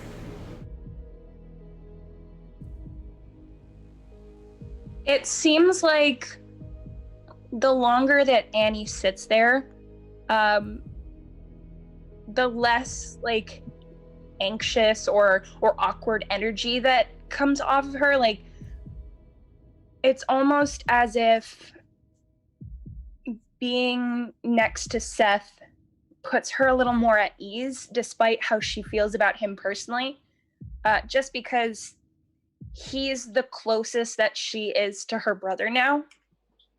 Yeah. Like he's the last thing or person in between her. He's the only link in between her and her brother. So it's almost more important that he's there because she can't remember for herself. So she doesn't seem very, awkward or anxious to be sitting there, but she kind of just lets Seth do his thing. Okay. After a while of Annie just sitting there, he eventually stops doodling and actually goes back to what he was doing, just inventorying things. But yeah, Seth just seems to be a little bit more friendly with you now, and occasionally he'll pick up something that reminds him of like a little story or anecdote about something Liam did in the apartment that they were in, and he'll tell you little stories here and there. That seems to warm her up a little bit more, and eventually she kind of like leans back on her hands and chills out that way, and like every now and then she'll pass him something that he's reaching for, but once there's a long silence again, she'll just kind of look up at him and be like, "You stick a gun in my face again and I will murder you." He, of course, is completely unprepared for that, and because things are like starting to go well, and so he's just like, yep, understood. Thumbs up, got it. That kind of a little tiny bit of like a smirk from her, just like the faintest little ghost of a smile, that he was taken so off guard. But there's no real venom to the statement. Like clearly, judging by Seth's reaction, I don't know if he really knows if she's telling the truth or not. But there's no like real venom to it. She's just, it's almost like she's saying, hey, the sky is green today. Yeah, that actually makes it more terrifying for him. I think the thing that Annie is most amused about is like just the total acting, like the facade that he put on, like, I'm a member of the cartel and I'm gonna shoot you in the face if you don't get out of my way. And now he's like jumping at anything. He's like terrified of her now. So it's a little bit funny to her. It is a little bit funny. Okay.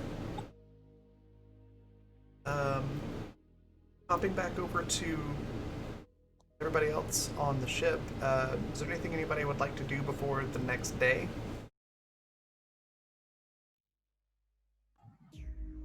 No. Guys, gotta go and check on Daisy. Excuse me. Seattle's gonna go and check on Daisy. Yeah, as you get to the door, it's still locked. You don't hear anything on the other side. There's nothing like loud or anything like that. Just a very gentle. You might hear like a very faint like, yeah. Oh, right. And she figures out who it is. And she like, you hear like hand slapping on metal a few times, and then eventually the door unlocks. As you can tell, she's like slapping at the lock trying to find it, like one would an alarm clock. In his hand, Seattle is carrying a mug of broth, which he gives to her. He takes it and kind of like holds it in both hands, like you do when your hands are cold and you're holding like hot chocolate or something like that. And she moves and sits on the bed, just gives a quiet thank you. Seattle heads in with her. Okay. And Kinda the like the lights are the still whole off and lean- everything. Lean again. It's still enough light to see hands moving. Yeah. Doing like the whole, like, you know, when your kid's sitting on the bed and you do the lean back on the desk thing. Mm-hmm. So you're a little bit higher than them, but also not trying to hover over them, Yeah. sort of thing. And he signs, I need you to understand who I was is not something I want to remember.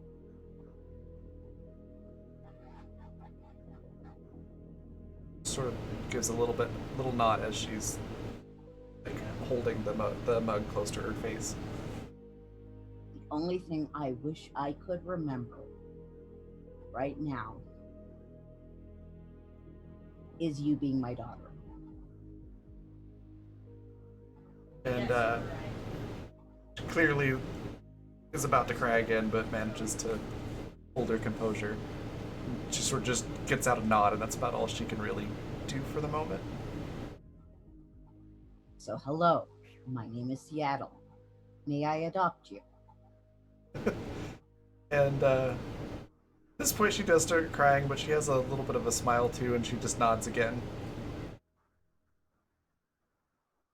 I have no fucking idea how to properly adopt you or anything, so just fair warning. This might get weird.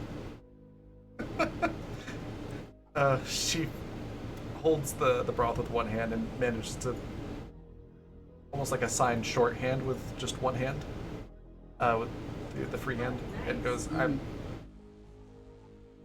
19, and I'm 19, and technically I am your daughter, so it's fine.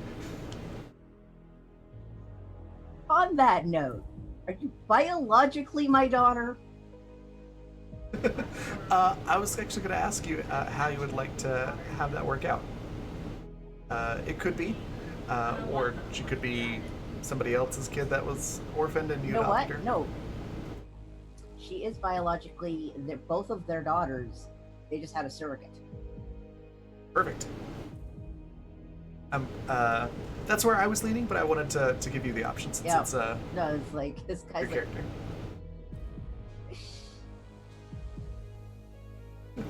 I don't see him being okay with giving birth himself. Yeah. Too much dysphoria there. Yeah. I kind of figured it was like a surrogate thing, but yeah, I was gonna say whatever you want to do, I'm cool with there. So in that case, she answers like yeah, I'm like biologically both of your kid.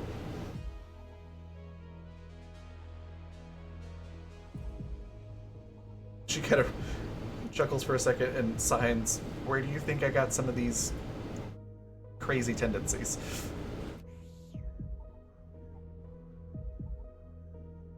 I don't know, you act a lot like Annie. Ow. Oh goodness. My drink just went up my nose. Sorry. Sorry.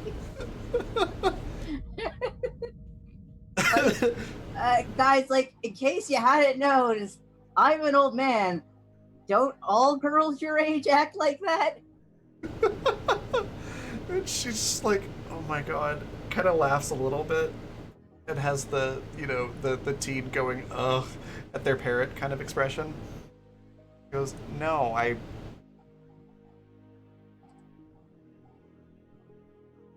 you're really smart, and you tend to act first and think about consequences later. Need examples. 2 bombs. Hey, I am reading books on bombs. Oh god. Why did Sparky say the same thing? Okay, I know how to make a bomb. So you know how you thought you knew how to make a bomb, and you made one twice, and both times it went bad? Because you made one, and then kind of... Okay. I fixed it. Now Seattle's looking, like, betrayed. Remember, you were about to blow your hands off, and I said, stop, don't do it that way? Anyways, point is, sometimes things that are highly intelligent, but are also just the most unintelligent decision in the moment. And I get that from you. That explains this whole mess. Yeah. What did you do to the captain? And she, like, runs you through the techno-babble of what it is, and basically says, like, the whole program is, like, fine, it was all normal, and then explains, like... No, a guy's putting up his hand, just... You and I are going to have some very long talks about consent, and how androids have a right to consent, and bodily autonomy as well. Do you understand me? Nods. You won't be getting to work on anything to do with Captain's system. She can't trust you. She has reasons not to. Yeah, and Daisy nods. Like, no, I completely understand. And in her explaining, she does explain, like, how it works, how the program, like, not so much as, like, overrides the command, it just weights certain decisions. So it's essentially like manipulating, so more so than mind control. It's gaslighting. And kinda, yeah. But not exactly gaslighting. But she explains it to you, like, in detail, so you know how to fix it, like, if it happens again, or defend against it. So she basically goes, so, like, here's the weaknesses I found in the code, this is how I exploited it, this is how you can make sure that doesn't happen again.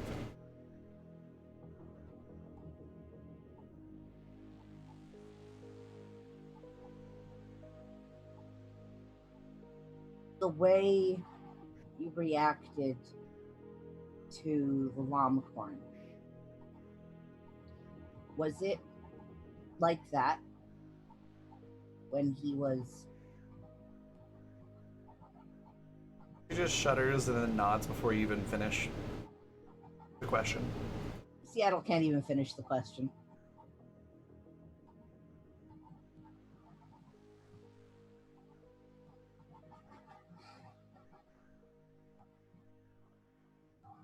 I can't promise you anything really concrete because, well, in case you hadn't noticed, we're really good at pissing people off.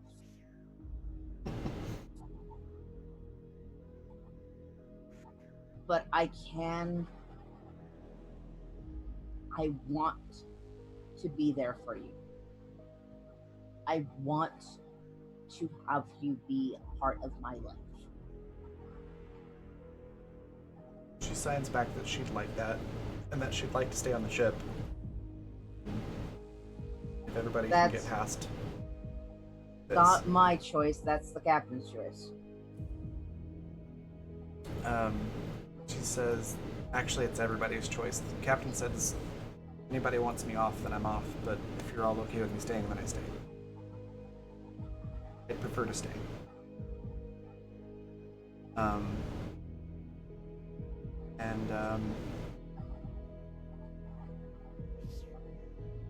What? I'm just whispering sorry to Riley. I'm sorry, Riley.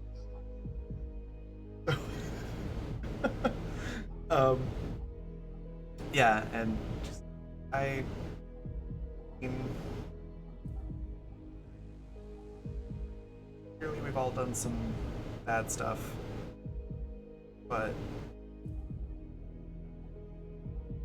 Worst comes to worst, if you have, after this, and somebody wants you to leave the ship, I have a bit of money now. We can go somewhere. We can start a new life. We can have a chance to do it the way we want to do it. The way it works for us. she just kind of shakes her head and for a second goes, no, you have something here. You can still be a part of each other's lives, even if I'm not on the ship anymore. I don't want my decision to take you away Seattle from... walks forward and takes the mug out of her hand and then takes both of her hands in his. And holds them there for a second before signing. I have just found you. I am not letting you go again. More crying. I will not lose my sunbeam. Oh yeah, she loses it at that, and after a few minutes, she is able to recompose herself. Yeah, that kind of pulls her into a big hug sort of thing. Seattle might be crying a bit too. Big old manly tears. Yeah. After a few minutes of that, she's able to compose herself again, and kind of does again the two index fingers poking them against each other. Goes, money may not actually be a problem.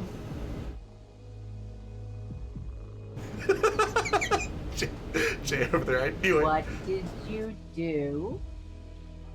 I may have stolen money from bad people. How badly does the cartel want you dead? Oh, they don't know it's me. No, really, they actually already killed the person who they thought it was. They think it was. And she grabs her tablet and pulls up a file, and it's some other assassin, and it shows his kill is he's the scummiest of the scum.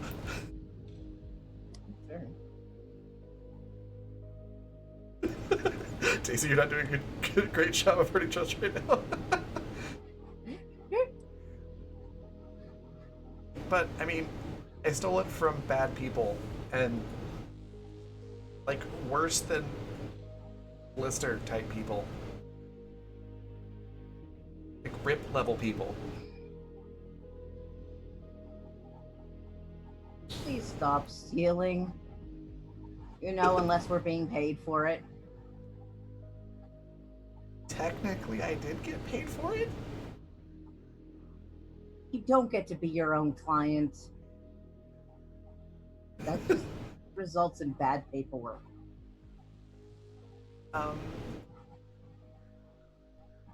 Okay, that's fair.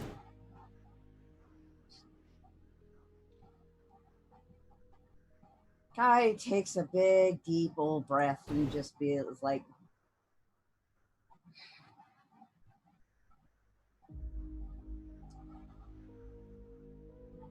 don't touch the money for right now. Just sit on it.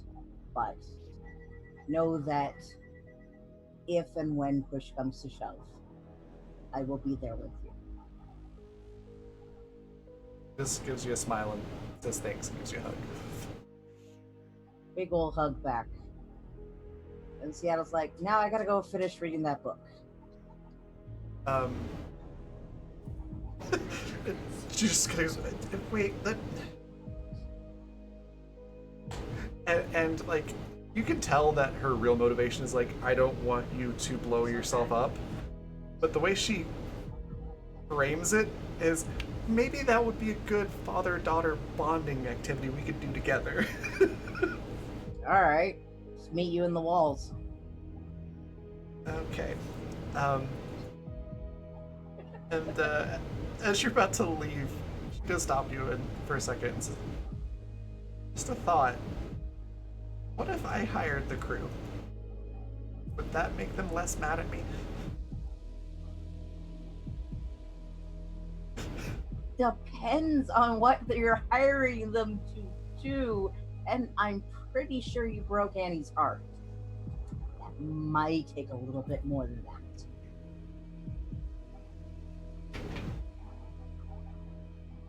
I'll think about what I can do with it, but I won't do anything until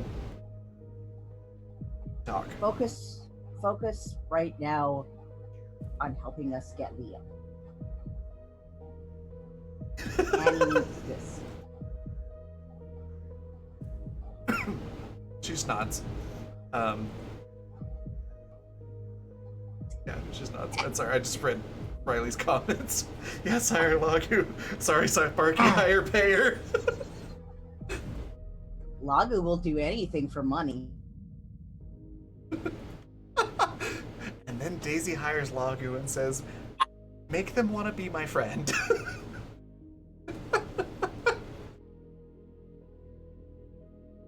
Oh, goodness. Okay.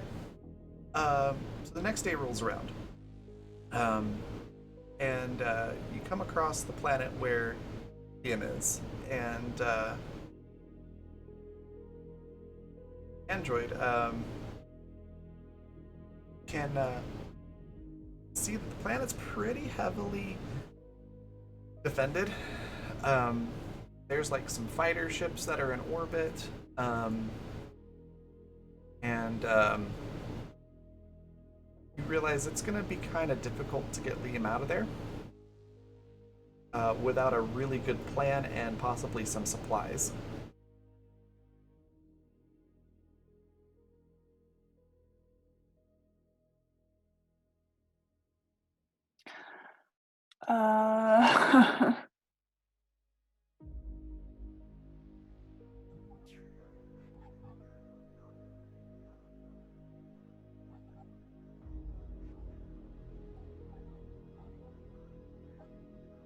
I think you're muted. You're muted.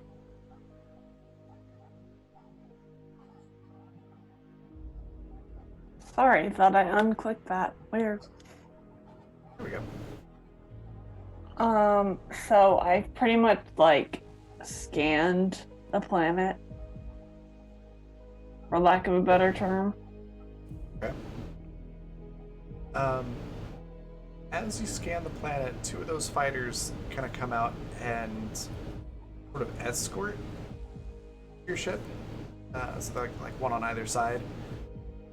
And you get a radio signal, or a comm signal. Okay, what's the comm signal? Answer it.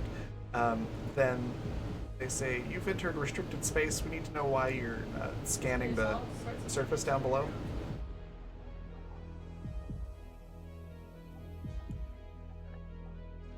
We're here to escort a person. Can you be more specific? We are here to escort a person on this planet. Can Oh, you this is send gonna be fun. Can you send me your orders, who authorized this, who the person is? I need more details. I authorize this. We are coming to escort a person. Who are you? I am the android captain of this ship. Give me a daunt roll. Oh my god. We're rescuing Liam. I completely forgot. When they get to this place, would Android tell them that they're there? Like, is everybody watching? Do they know the approximate time of arrival? Like, where am I putting Annie? I mean, you all know that you'd probably get to the planet where Seth said he came from sometime in the morning of the next day, so... Okay, I would say that Annie is probably camping out there with Android. Okay. 18. 18? It's enough to make... D6. Yeah, you do have plenty of D6s if you want to add one. Seven. Yes, I will add one. 1d6. Yeah. Okay, let me roll that. I will add that because 18 is not stellar.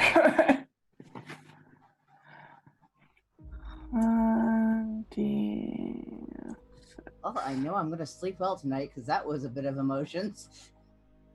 Are you okay, Riley? Okay, just making sure.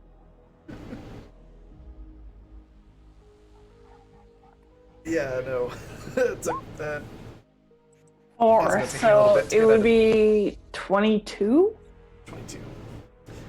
Yeah, it's going to take me a little bit to get out of Daisy headspace after the game tonight. You're fine, honey. So 22. Yeah. He, not quite intimidated enough to just, like, drop it and let you go on down to the planet. Fair. But you've put enough doubt in his head that he's like, okay, we'll go to a holding pattern. I just need to check a couple things. Enough. The scan that you got back said that it's basically like a pretty urban environment as far as where Seth told you to scan or where to go. It's a lot of like apartment buildings that they're using as a giant safe house complex, sort of, with urban training environments, and it's a bit like an army black ops operation, training ground for what you might expect in a military black ops team. So it's like a cadets area. Yeah, that's a good way to put it. But for the cartel, who have far more morally flexible standards on different Are you things. sure about that? Yeah. They're pretty bad.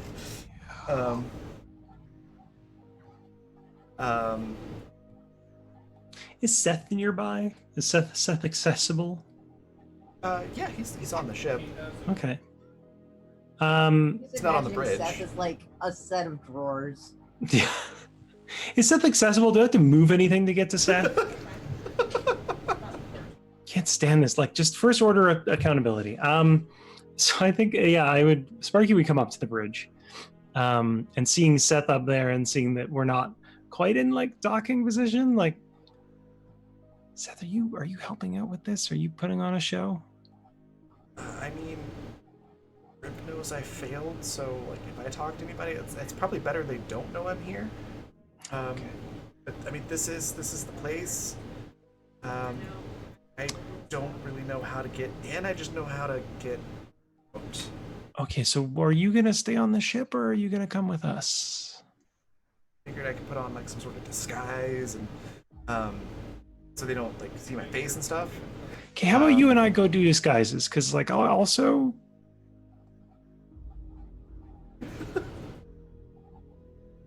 Right. Yeah. Yeah, that makes Yeah. sense. Yeah. I'm not gonna Yeah. space you. Just let's. Yeah. I didn't think you were. Listen, a lot of people have been commenting about killing each other. I just want to get it clear out in the air. It's Okay. I mean, Yeah. I wasn't worried. a little worried now, but Listen, a little worried is this. Listen, a little worried is how I live my life. Just a little. Okay. Yeah. How would you like to disguise yourself, Sparky? That's a really good fucking question. As per usual, Sparky hadn't thought that far. I'll get back to you. I'm suddenly picturing them disguising themselves by going into Seattle's wardrobe. Oh my god. That is the least disguisey thing possible, and I think it does sound like Sparky. I will consider it. Okay. So Android, you've effectively been put on hold. Is there anything you and Annie would like to do in this moment? Is Annie with me? Yeah, Annie would have come up to the bridge with you when she knew that it was getting close to time that they were going to show up. Okay. Yes. I'm gonna turn to Annie and say, are they waiting to speak with us? Annie looks like she's considering something very hard. And at first she doesn't quite hear Android speaking to her. So Android might have to like call out to her for a second.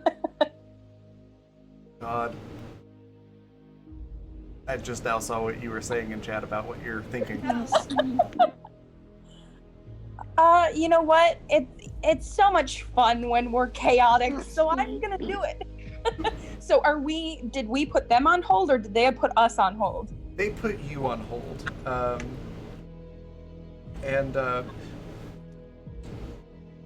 Android, did you give any credentials or anything when you said I'm the android captain of the ship and it's like my authority? Yada yada.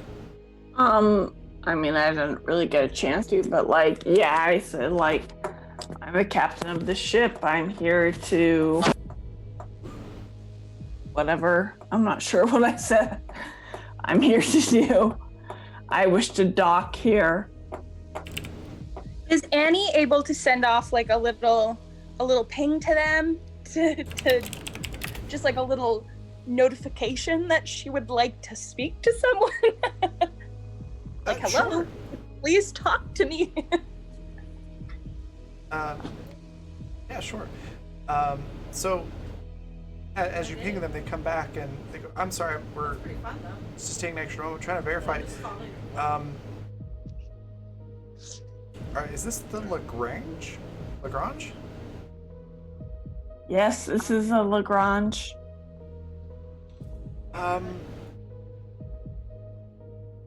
You know that we're ordered to capture you, right? Annie like clears her throat.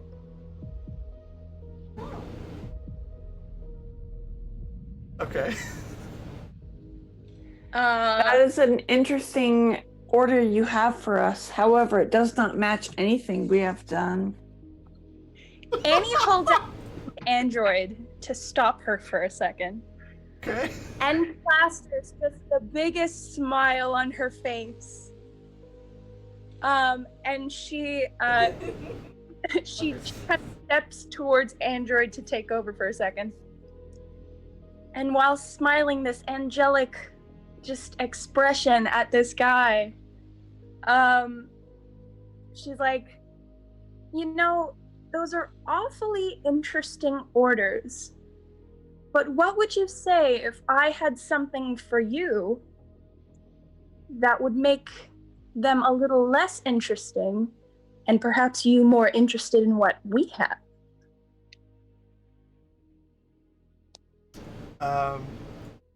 Kind of pauses for a moment, not expecting that, and then goes, go on. What would you say if we had a person of interest for you, perhaps? They'd have to be somebody kind of important, I guess. I mean, what do you have on the ship? Well, you see, we did have a little issue with someone coming to steal our doctor. Hmm? And, well, suffice to say, they didn't quite manage to complete that mission. But perhaps you'd like to have them back regardless. You know, to do whatever you might want to do. Sure. Or we could just capture you and have all of you. Well, that's not very nice. Don't you want to play the game, see where this could possibly go? Excuse me, ma'am? Are you trying to hit on me? Absolutely not. How dare you? I'm having a very serious conversation with you. Because it kind of sounds like you're just saying, hey, instead of stealing my $100, what if I gave you $1? And that doesn't make a whole lot of sense for us. Annie is trying her best to keep that smile on her face. Jay! It's all I could hear. Ma'am, this is a cartel base. That's all I could hear. I swear you were going there. Excuse me, ma'am. There's a Wendy's drive-through. Thank you. Oh my god. Sorry, my cat was doing something weird. So yeah, they're not buying it. You can make a charm roll. I'm gonna try my damnedest. Good luck. Arm on the shoulder.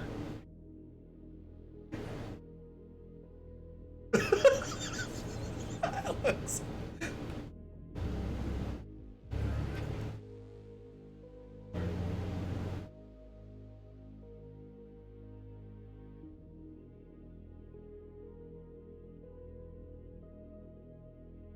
That's a 33. 33. Okay. So 33. Did roll a 4, but because I have my charm perk, I got to re-roll that. Okay. So with a 33 goes. Oh, okay. Well, I mean, you are quite charming, and you know, if you were hitting on me, maybe I might be able to come up with some sort of accommodation. But I mean, since you're keeping it strictly business, this really doesn't it doesn't work for us. I mean, you understand. I can have like one of the things that we want, or I can have all of the things that we want if I just stick with my original plan. So it doesn't really work for us. So we're gonna have to ask you to cut your engines. Prepare to be boarded.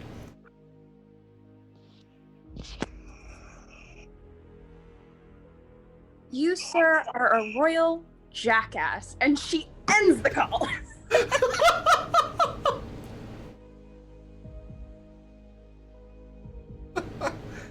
Oh, I had forgotten about that. Jay, thank you. Okay, so those two fighters are powering up their weapons. What do you want to do?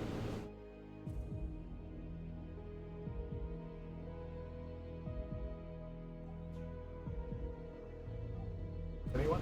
Is anybody being notified that we're about to That's be what I'm boarded? waiting for. Yeah. Yeah, well, as soon as Annie slams off the call, she'll send out like just like a mass message like, y'all, get the fuck ready. Alright. Lisa,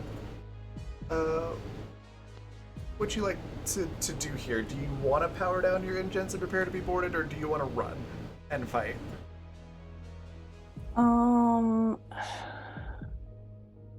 Because basically you just went to did the equivalent of walking into a place with like wanted posters of you all over the place, and you're like, yeah, I'd like to go just take a prisoner out of your prison. Yeah. We're gonna run and fight. Okay.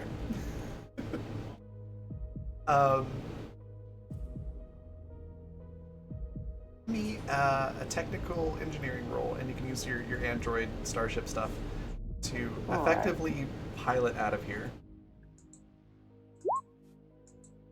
So 15 plus.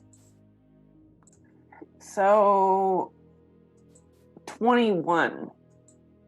21. It's pretty rough. You definitely feel some weapon fire on the hull and the shielding. Nothing like really damaging your ship, except your shields are starting to drop a little bit. If but any opportunity for Annie to help whatsoever, I have a plus 17 to my tech engineering. Let me help. Guy is like immediately booking it to his engineering stuff, grabbing his like to-go patch gear and like one of the lightweight Atmos suits and stuff, and is basically ready to patch holes. Okay. Excuse me. Yeah, Annie, go ahead and roll your tech engineering.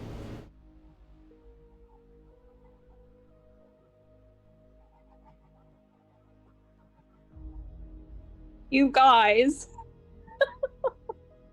Did you roll a 1? Don't you do this? Roll a fucking 1. No, it's not that bad. Okay. I rolled 2. Oh my god. Thank goodness. That's a 19. Okay. Pals. Oh boy. You try to help, but you're really not that helpful. Annie's still mad that the alternative was she had to flirt to get her way. She doesn't fucking like that. he's Should've a let he's Lago a flirt. sleazy, corrupt guard. That pretty much was He's the on her only. shit list. I completely understand. He would be on mine too. So with that, yeah, the ship gets rocked a little bit. The shields go down a little, but you break orbit. You've got these 2 fighter ships chasing you. As the ship sort of rocking and moving around, quite suddenly. Daisy does wander onto the bridge, looking like she's extremely hungover. She's not actually hungover. She just has like that. I've been ugly crying all day, and it's the next day, and now I feel awful. And she just says, "What's going on?"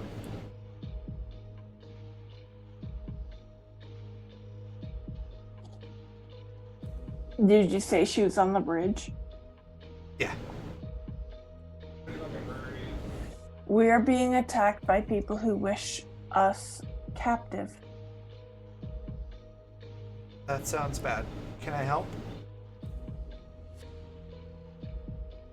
Daisy, I will not mince my words. I am not certain I wish for you to help with anything after what you did to me. No, I get that. I'm not helping with you. Sad. Annie sighs audibly, and looks at Android, and all kind of whatever like niceness she had in her face is gone. But she looks at Android and she's like, "Listen, Android, I completely understand where you're coming from, but on the account that I'd like to stay alive for a little while longer, the kid is pretty good at what she does. We could probably use her at this moment." I understand that. However, did you have your consciousness taken from you? Oh boy. Daisy just Sorry. sighs as another round hits the shielding on the ship and says, "Look, you said I'm useful and I would be helping you with this mission, and then leaving if somebody wants me to leave. But we're still working on this, and I think the escaping part is part of, the whole thing. So, do you want me to help or do you want me to not help?" Fine, take control. I'm not taking control, I'm helping. And she runs over to the ship's computer and starts frantically typing things. Meanwhile, Annie's like, okay, can we have a conversation later, maybe, when we're not getting ass blasted by some fighters? God. What is the conversation you would wish to have? Preferably the kind that gets us out of this situation. I do not see how a conversation could help us out of this situation. Action will help us out of this situation. Alex. Hey, Captain. Yes, Jay. Sparky. Oh, you know you're tired, right? I looked at your name. Yeah, no. Captain, I got a crazy idea. What is it, Sparky? Seth pretends that he took me captive, and we go out in the shuttle and pretend we escaped.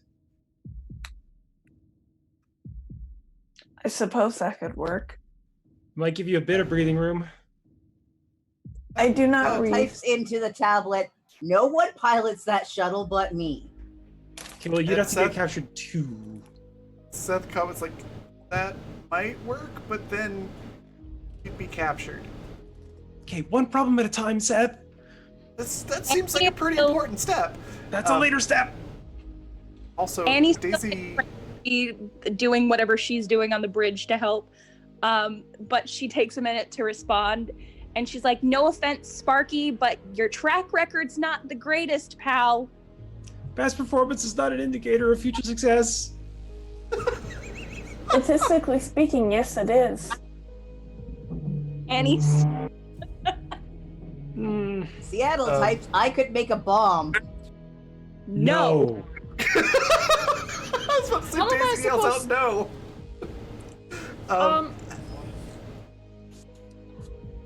Boss, what am I supposed to do? Do you want me to protect you, or do you want me to let you go and die? Right, I forgot about that. Correction. I will let Lagu pilot the shuttle.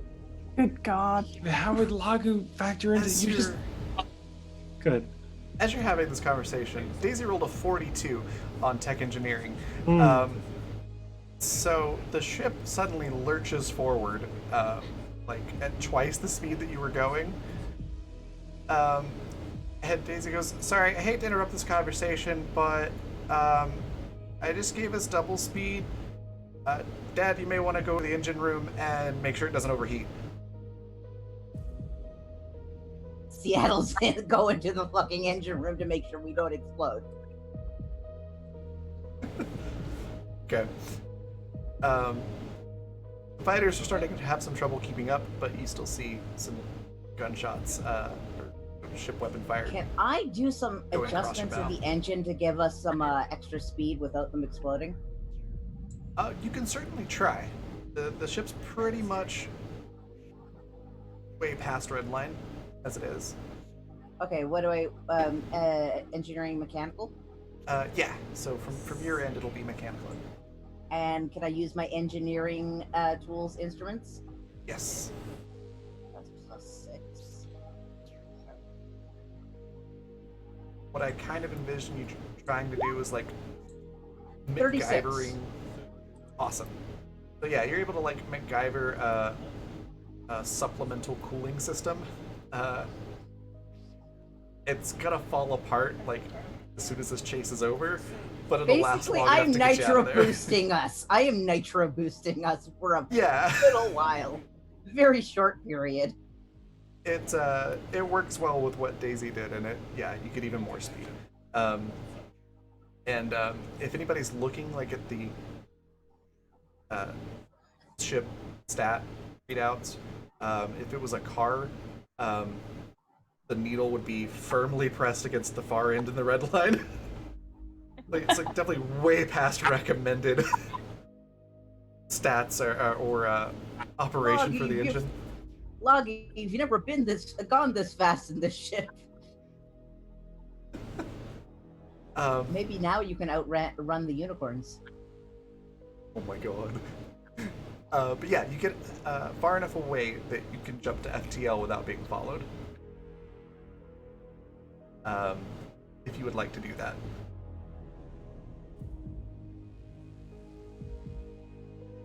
I will take the silence as affirmation and say that yes, you go to FTL and you're able to escape. And Daisy quickly changes the engine settings back to normal.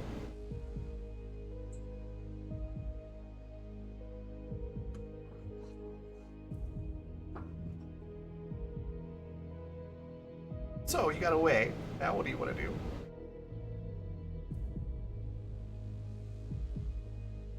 Seattle types with, "Don't come in engine room, doesn't look pretty." Sorry, Captain. Are we safe? We escaped the danger. At this moment, we are safe. Annie has gone from looking pissed to looking extremely distressed. Extremely what? Distressed? Okay. Seattle's gonna message Captain. Did you manage to get a good scan? Did I? Yeah. Got a pretty good scan of the building. Like, could make a 3D map of where the apartment in question is and where some of the checkpoints are. It's the security is really heavy, so you will definitely need either a whole lot of force to get in there, or be really sneaky. An informative scan has been made. Seattle hesitates, typing in, "I have a client that can fund us for this."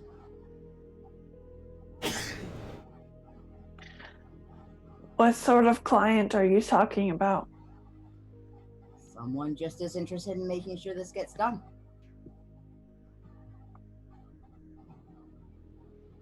At this point, I'm uneasy with accepting new people. Who is this She's other not person? new. At this point, Daisy on the bridge is doing the whole finger tapping together thing again. Says, "So,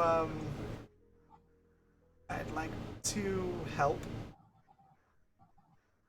And like, she pulls up her bank account on her tablet and does the whole like swiping it onto a bigger display type deal. It's a ridiculous amount of money. So, I'd like to hire you to save Annie's brother. Because it looks like we're gonna need some supplies.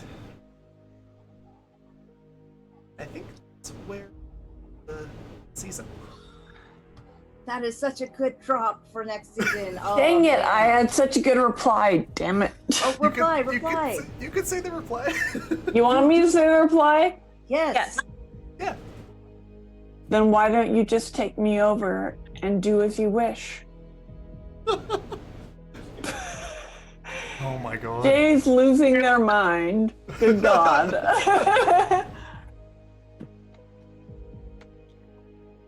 Goodness. Yeah, I'm not sure what Daisy's reply would be to that just yet. Just So ow. you have time to figure it out. Yeah. You got 2 whole weeks, Raven. Yeah. You thought you were gonna give us the fields? We gave you the fields. Mom will make you feel guilty, damn it.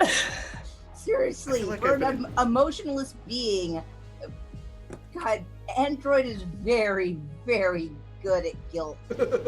Yep, guess she's a mom. That's what Oh, we're yeah. good at. I have to say, I Yup. feel like I've been issued a challenge. Dun dun. But yeah, I'm that mad. was... What? I said, I'm mad. Why are you mad? There was a distinctive lack of Liam. We'll get Liam Look at it this soon. way. He didn't die. Yeah. True. And he's True. not being tortured. True. Also, As far as we know. Well, man. I'm sorry he's that not. Lagu didn't get as much spotlight, but like the little bits of Lagu being petty and just like eating It's cheese beautiful. while watching our drama was just so good. Honestly, that Beautiful. last line of like, "What would you want me to do, boss?" Like, oh fuck, right? Right. You're my Yeah. you're my bodyguard. Oops. Oh goodness. My cheeks hurt so much. That was good. And the plot point, so the chakram with the design of a daisy on it, did not forget about that. I have an idea for how that will come into play next session, which will be episode 1 of season 2, which will start in about 2 weeks on September 5th. Yeah. Also, I absolutely fucking adore how everybody just It's 3 weeks. screamed, "No!" That was great. Like, I could make a bomb. No. No. No. So many. I can't say no enough. That was great. Thank you all for just a fantastic season. And we're going to go around and talk about what our favorite parts were and everything. And then we'll go on a raid. So let's go reverse order. We'll start with Lisa. What was your favorite part? Where can we find you next? And anything else you'd like to share? My favorite part was probably Captain talking to being like, "Do you realize what you did?" Oh, type thing. And okay, River, really? Right now? Okay.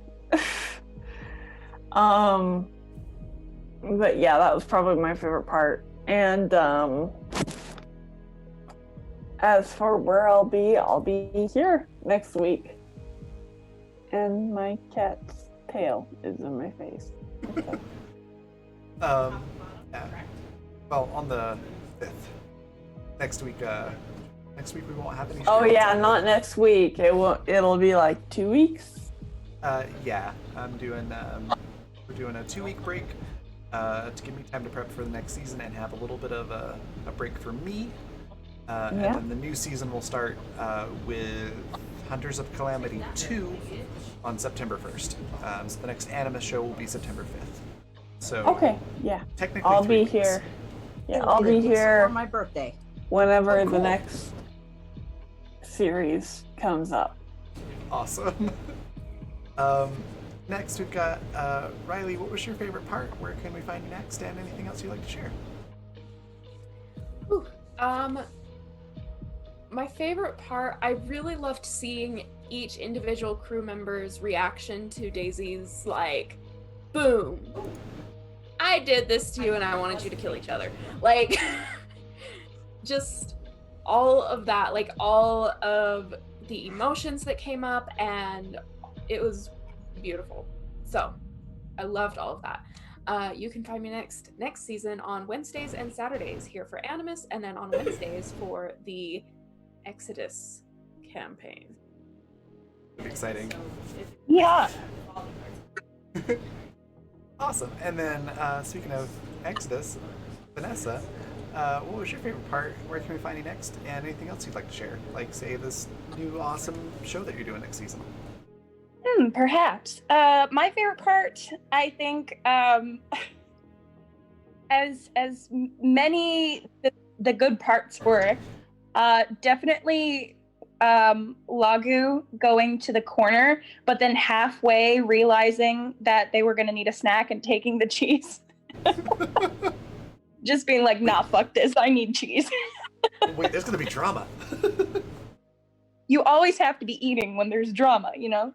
It's true. So that was pretty great. I loved it. I also enjoyed the fact that I forget half of what Annie said because I was so in the moment with that I just can't remember what she said. Yeah. All I know That's is she was totally fair. told Daisy to kindly get the hell out of her room. But yeah, other than that, you can find me at my art Twitter, which is at Peppero Draws on Twitter. That's Peppero like the candy.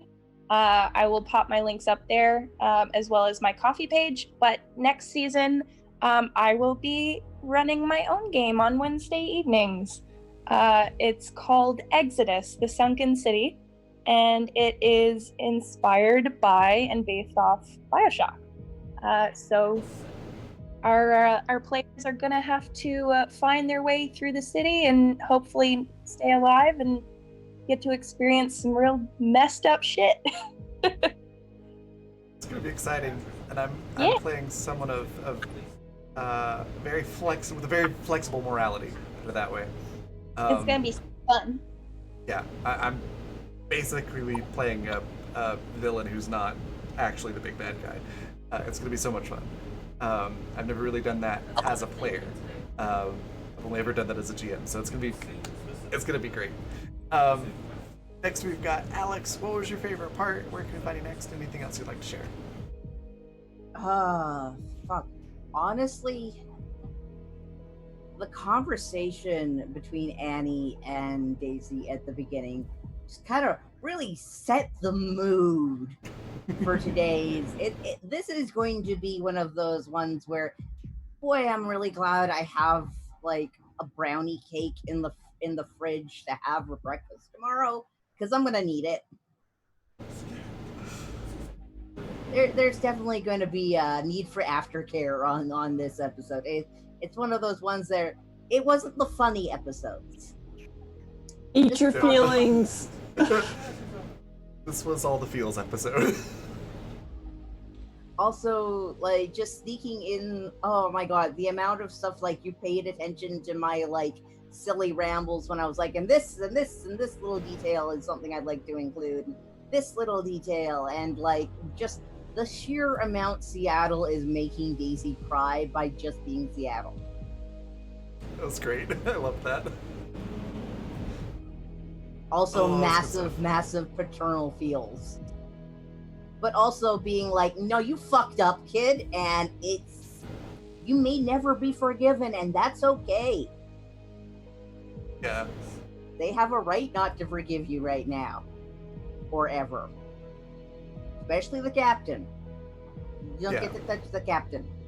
Captain's a little bit pissed. That's understandable. The fact that, like, Just a also, baby I back. noticed, also, I gotta wonder, how hard has it been for Daisy not to occasionally call Seattle Dad? Oh, so hard. It's like, There's how close has she come to slipping up? There were a few times where I almost threw that in there, and I was like, nah, she'd probably catch herself. It's like, no, wait, Seattle, right, not Dad. I was very tempted to throw it in there as just sort of like that, and it was just like, wait, what? But I was like, that'd give away too much. Also, having, like, Riley message me of, you're breaking my heart, please keep going. The fields.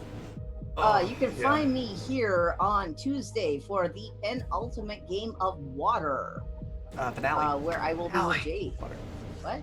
It's the finale. Finale of Water. Finale. I'm sorry, I'm very tired. Totally fine. I've been, like, yawning for, like, the last hour, and I feel really bad. Oh, no worries. It's been a long week.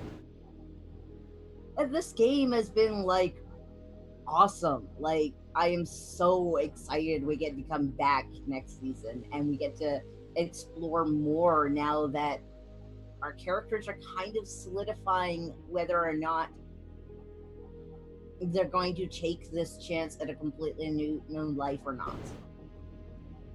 Yeah. Still have the whole, you gotta get Also, Liam. the fact that Sparky and Seattle's mortal enemy has just like, oh, we were each other's mortal enemies. Now we kill Rip. Yep. I was gonna say, you've got that, you've got Rip that you've got to deal with. There's the whole, like, do you try to get your memories back or not? There's the whole royal family mystery What's thing up that you with gotta figure that? out. How is So that much stuff to go over next connected? season. Yeah. So the long and short of it is be prepared for the next 8 seasons. We hope that you try this one out with us, and we'll be so grateful and happy to have these 10 seasons of Animus. So stay tuned. Yes. Oh, last I heard it was 12. Oh, absolutely correct. That's my bad. We are currently signed on with the network for 12 seasons. No, Don't forget the we're spin-offs. and the spin-offs. yeah, the Don't forget spin-offs. the spin-offs. Yeah. We need to. Don't forget the Adventures of Lagu. Oh, Yes, correct. definitely. Lagu and his animated llamacorn. Hell yeah. A la Happy. You know the show Happy? Think that. The 22. Oh, it just keeps going up. And then of course we're gonna have like the origin movie for every character. Yes. Yeah. Also, It's we need one- to have like or a one whole shots in there. movie, a whole one shot like completely devoted to Sparky killing the royal family. Mm-hmm. And then Oh, we yeah. have a movie where only like 3 of us get cast into it, and the rest of it's all new people. Oh no, that's when Oh we my just have goodness. you in there, and it's a whole bunch of new people. It's me playing everyone. Oh my goodness. But yeah, it's gonna be good stuff. And speaking of Jay, what was your favorite part? Where can we find you next? And anything else you'd like to share?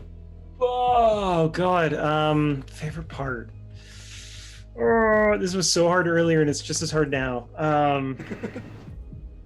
I would have to say I'm gonna side with Lisa on this, and this is tough because Annie's speech was really fucking good.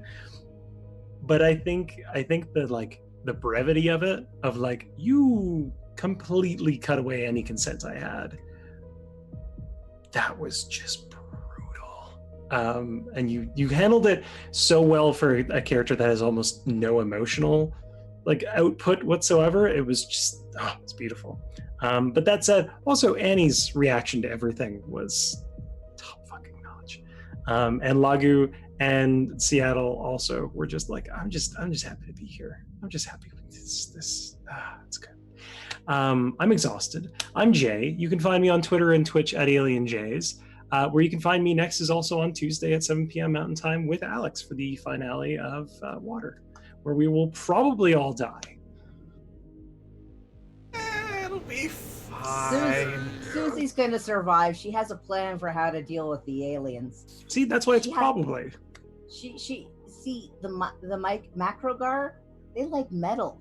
What are the aliens made out of? Metal. That's hot. You guys have aliens in your water game? Yeah. It's an alien Yeah. water planet. Good God. Right, we're so preppy. Jesus. But I just wanted to say thank you, everyone, because this has been really good. Thank you. Yeah, I had so many favorite parts. I also really enjoyed all the interactions with Daisy, and the and being able to get so into it that I kept having to remind myself, wait, I'm not in trouble. Daisy's in trouble. Because I tend to get into my characters' heads really strongly. Let's face it, Lisa's really good at just making you feel disappointed in yourself. Yeah. And confirm. Also, Raven, that's a mood. That's how I go. I know Vanessa understands that for sure. It's because I'm disappointed in myself all the time. Like, I just put it on other people. I'm sad. But no, this whole season's been great. It's been a lot of fun, and I'm super excited for the next season. And too many favorite moments to count, but I did want to say one note on things, because it is important. The things that Daisy did with Android did include, because I hate doing the whole mind control mechanic in games. Like, it's one of the reasons I don't like a lot of the spell stuff in D&D. So it did include several opportunities to notice it, both before it was installed and after, and saves. And then it was ultimately up to Lisa to still go with it or not.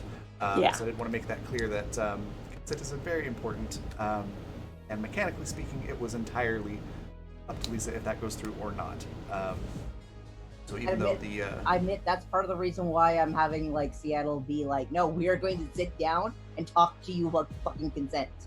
Because Yeah, I wouldn't have been cool with like just like, oh, your character's being taken over now. Like, I wouldn't have been cool with that. Like, either. So I did want to make sure that was clear, because a lot of that's mechanic stuff that happens in the background. And then Daisy has learned a very important lesson on don't do stupid stuff. Yep. Yeah. So, I just wanted to take a moment to note that. But I had a lot of favorite moments for sure with everybody. Lagu, so many good parts, but I think probably the favorite one would be Lagu going like, oh, yeah, I'm gonna fail a contract if I stick with this, so I'm gonna pick one of you crazy people and just protect you. And that's the main contract. That was great. Android's sass, just consistently, was amazing, and the fact that you and just intimidated so many different people without even having to mention the blades that often. Yeah, no, I don't have to. I'm just a 5'6" little intimidation bot. Kind of reminded me a little bit of like River in Serenity or Firefly when she could intimidate people occasionally. Yeah. She's just not that intimidating to look at necessarily. No. But still just managed to be like, okay, no, I'm terrified of you. Yeah, no, I feel you. Guy, so many different things. The cheese, for sure. The whole cheese thing was great. God, that was just me being like, oh, I'll be goofy and have him buy a thing and have his husband be a cheesemonger. And that just has turned into like one of the biggest feelsy moments. Also, the best Twitter ever. Yes. Cryopod 9. Definitely a highlight with Jay making the Cryopod 9 Twitter account. It's so great. Yeah, just guys, positivity, and like generally being like it's very hard to phase Seattle. He's very chill. Like, I wasn't planning. I was planning on playing him very serious and taciturn, and it's just like as I'm playing, I was like, no, you're just chill as fuck. Yeah. And then Annie. He's just a delight. Like with the sass and also like just taking everything and dealing with it, and still being relatively chill with everything is pretty cool. Obviously not this episode, but that's understandable. Trying to kind of like get those emotions right in Annie has been super interesting. Because she's so different from playing Mira, who's kind of like has this chip on her shoulder all the time, whereas Annie has this blank slate, and now she's learning more and more. And where she started out as so chipper and ready to tackle it, now she's having to deal with this stress, and there are stressors that she doesn't understand why they're stressors. She can't remember. So quickly, her personality is starting to kind of transform as she tries to understand why she's reacting the way she is. So it's been very interesting to play her and still kind of keep a little bit of that chipper nature that she started with. So it's been fun. Cool. And then Sparky, oh my god. All of the anxiety-driven decisions and just general jumpiness has been great. I've never played a character so driven by their own fear. It is like I'm getting pulled along in the decisions just as much as anyone else is. So I am sorry for the shit I put us in. But it's been great. Are you kidding? The shit you put on us, it makes it so much more interesting.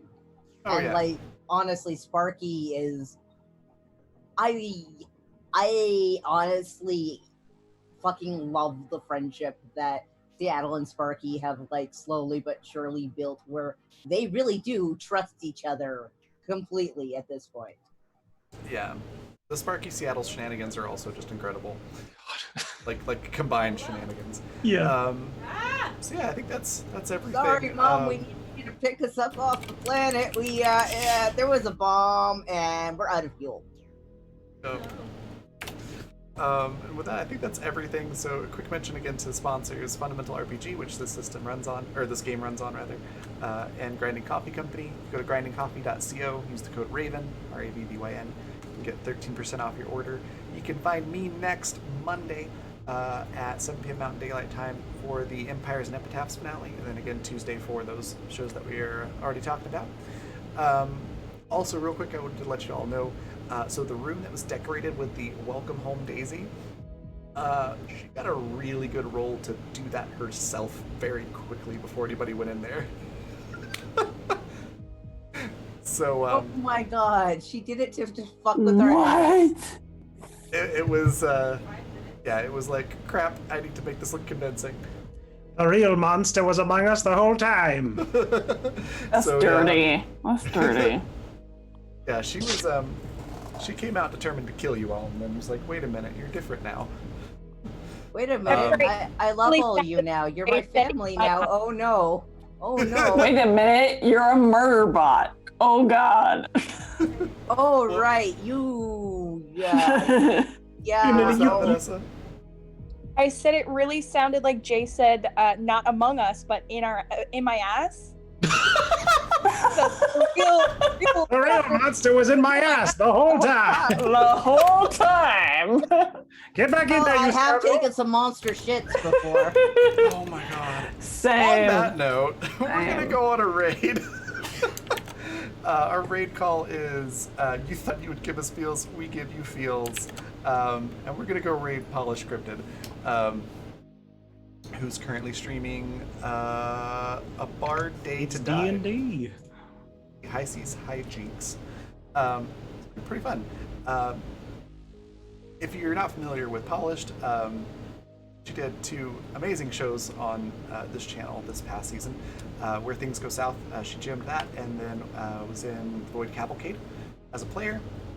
Phenomenal person and streamer and tabletop general stuff.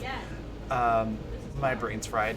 She's awesome. She Go does give her a really- follow is what I'm trying to say. She does really cool tavern talks where she talks with people about different subjects to do with like Yeah. tabletop and streaming and stuff that aren't necessarily just about the games, but about like how do you handle consent? How do you handle triggers? How do you handle time zones? Yeah. A lot of really cool stuff. I've been on a couple of those. They're really good. But yeah, we're gonna go on a raid. So thank you again, everybody, so much. Thank you all for playing and being amazing and creating these wonderful characters and letting me just mess with them so much. Thank you for messing.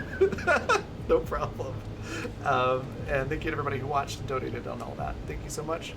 And I will see you all Monday. Bye, everybody.